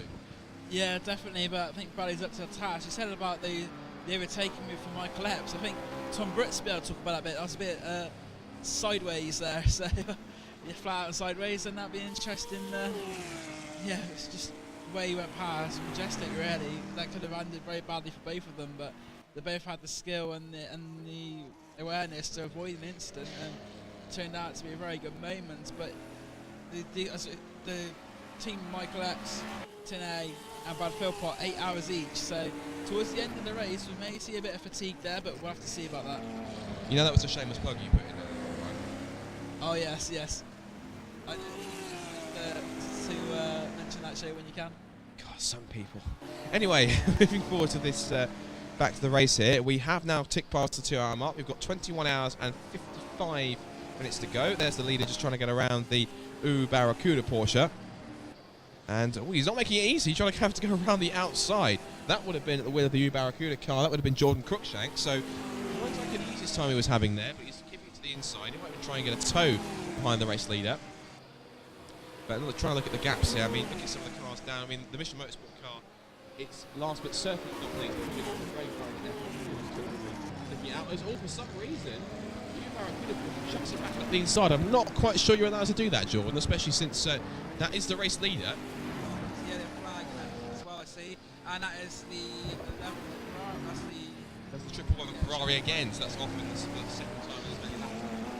Yeah, 111 Ferrari is one of the ones we've seen have a few excursions so far, and they are currently though in the top 10, I believe, still, so doing well. And you say, obviously, the great thing about this event is there's people of different levels of ability racing. You've got racing drivers like myself, like John Munro, Pierce Pryor. Then you've also got sim racers, and you've also got people who are here just have a bit of fun and are not really serious sim racers as such. So it's a very pro-am event as such, I think you could say in a way as well. Yeah, definitely. It's definitely something you can mention, that one. Of course, and one thing we have to mention also is that Mission Motorsport.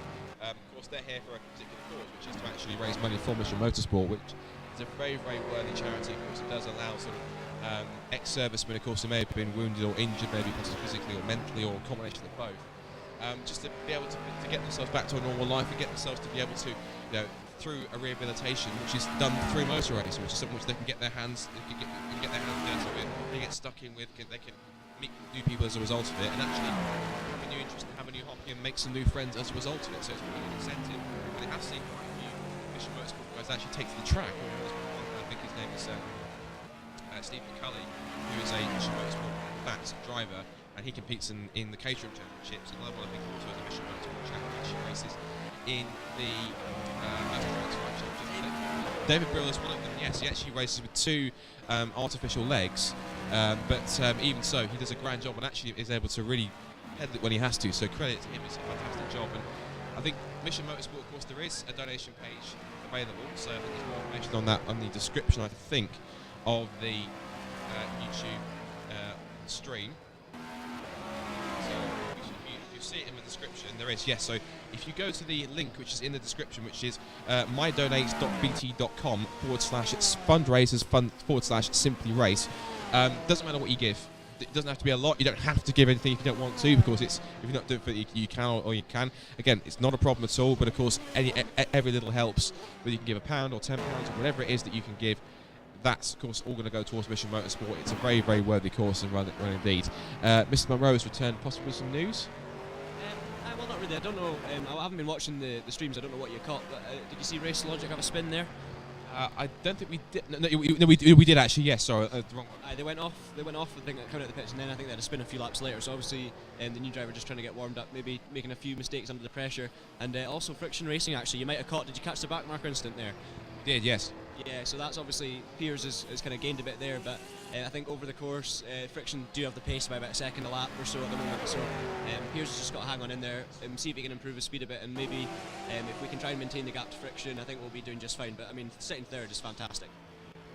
And how is Piers getting on in his stint right now? He's good, yeah, he's running really consistently. I think he's got more pace to find, and I think that's just obviously heavy fuel and stuff like that. So he's losing a bit to Friction at the moment, but he's running really smooth and consistent. I think he'll get quicker as we go on.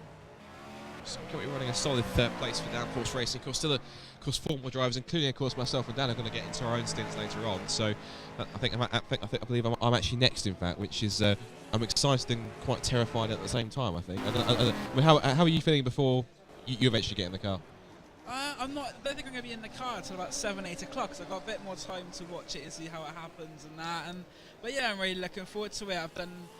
Due to my lack of budget, I've not really done any test days or anything in the Hyundai, so as far as my preparation for this season goes, it's actually quite an important race, despite it being a sim race.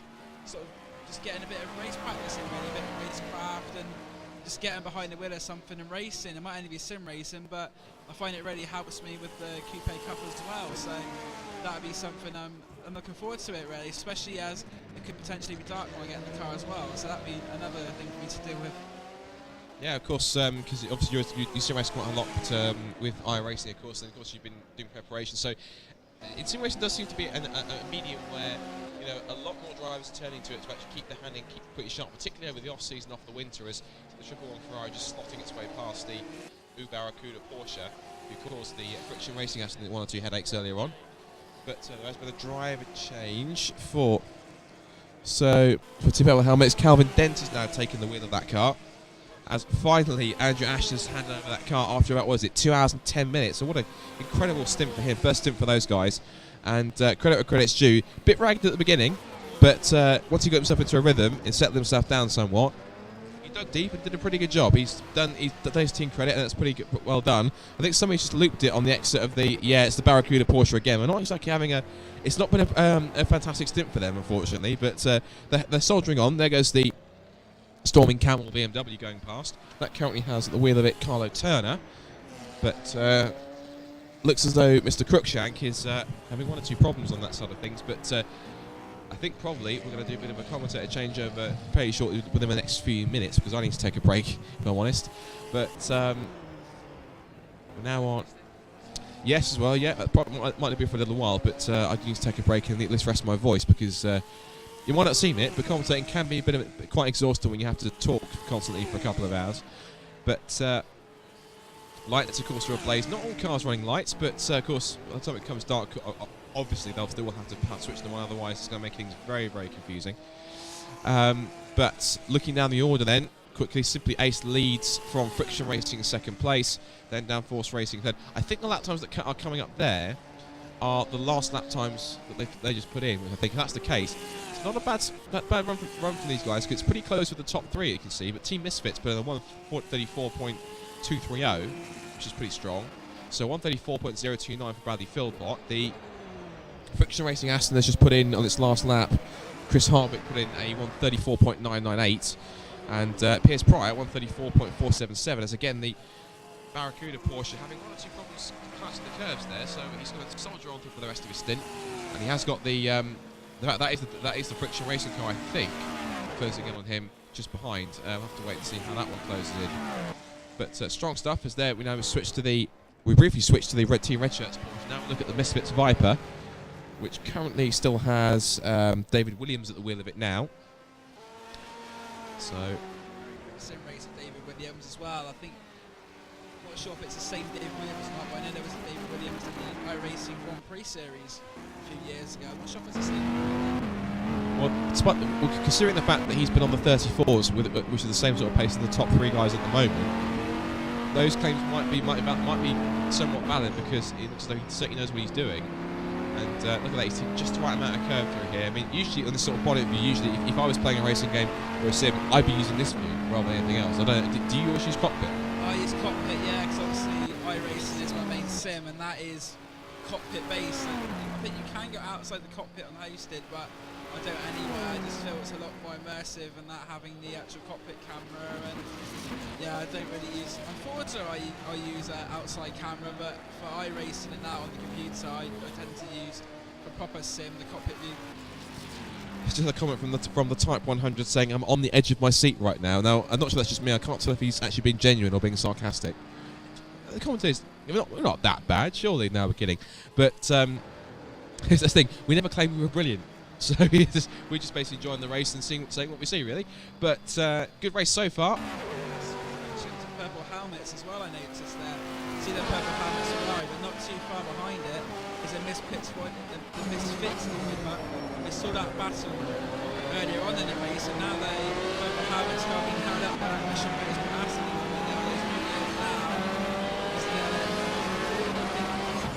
no, he's not. Somebody's even more times that Viper. So that could be our next battle on the track. Another one with two purple helmets. And the Viper there.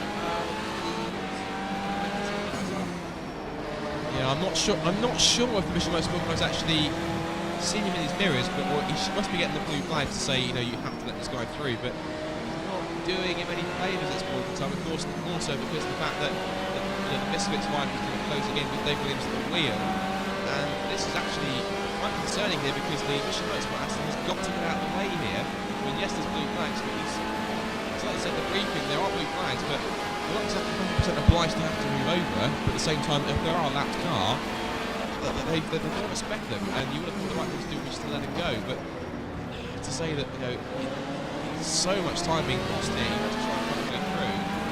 And I'm not sure if he realises that it's actually if it's not why he's racing. Out the way, contact, and the Misfits Viper's in there too. Contact, massive collision between the three of them. And I'm sorry, but I have to say, I think that was all the Mission Motorsport car. He had to respect the blue flags, and it's just, well, I say it's tricky, but I hate to be non-impartial, but you have to say some of that was attributed by the Mission Motorsport car, just not really looking in his mirrors that much, and it's kind of kept the status quo. They're kind of as they were, but it's now sans the Aston Martin. But that's you don't really want to be harsh on those guys, but at the same time, it's kind of. You've got to respect the blue flags when they come up. Stewards are looking at the incident now, I see as well on the stewards' computer as well, and there may be the case that the purple helmets that have been held up maybe took a bit of an unnecessary risk in the lunge there as well. That's something you could say it looked like it was quite late into the corner the lunge was made as well, not necessarily on the apex but on the exit as such, and that'd be one for the stewards to decide. I know they've got the race control. Another good thing about the Simply Race series, they've actually got, like in the Renault Clio Cup, another series you get in real life, they've actually got the race control we can hear over the headset as well, so the teams will be aware of what's going on in terms of penalties, etc. to do through that. So anything that goes down in terms of penalties, the drivers will find out. But it's an interesting one there. The Mission Motorsport cars probably should have let them go earlier, but you think there may be a bit of rush of blood to the head maybe as well for the purple helmets driver. Yeah, you make a very good point. Looking back on the replay when it was being replayed back on the stream, in terms of because there's a bit of a delay between what we're seeing on our TV screen here and what the stream's showing. You make a very good point. Maybe I was a bit too judgmental of the Mission Motorsport guys, but at the same time, I think there was a bit of they probably maybe should have moved over to a certain extent, but at the same time I can see what you mean in terms of a little bit ambitious. Maybe he was getting a bit impatient trying to get past. It was really sort of tricky to judge that one, I suppose. But I guess it got to the point where he'd been stuck behind him for about 3/4 of a lap, and maybe he felt he had to do something to try and get past. Definitely, because he would have seen David Williams getting bigger and bigger in his mirrors, and David Williams is a very quick sim racer, so to anyone who gets to the iRacing World Championship Grand Prix series has got a bit of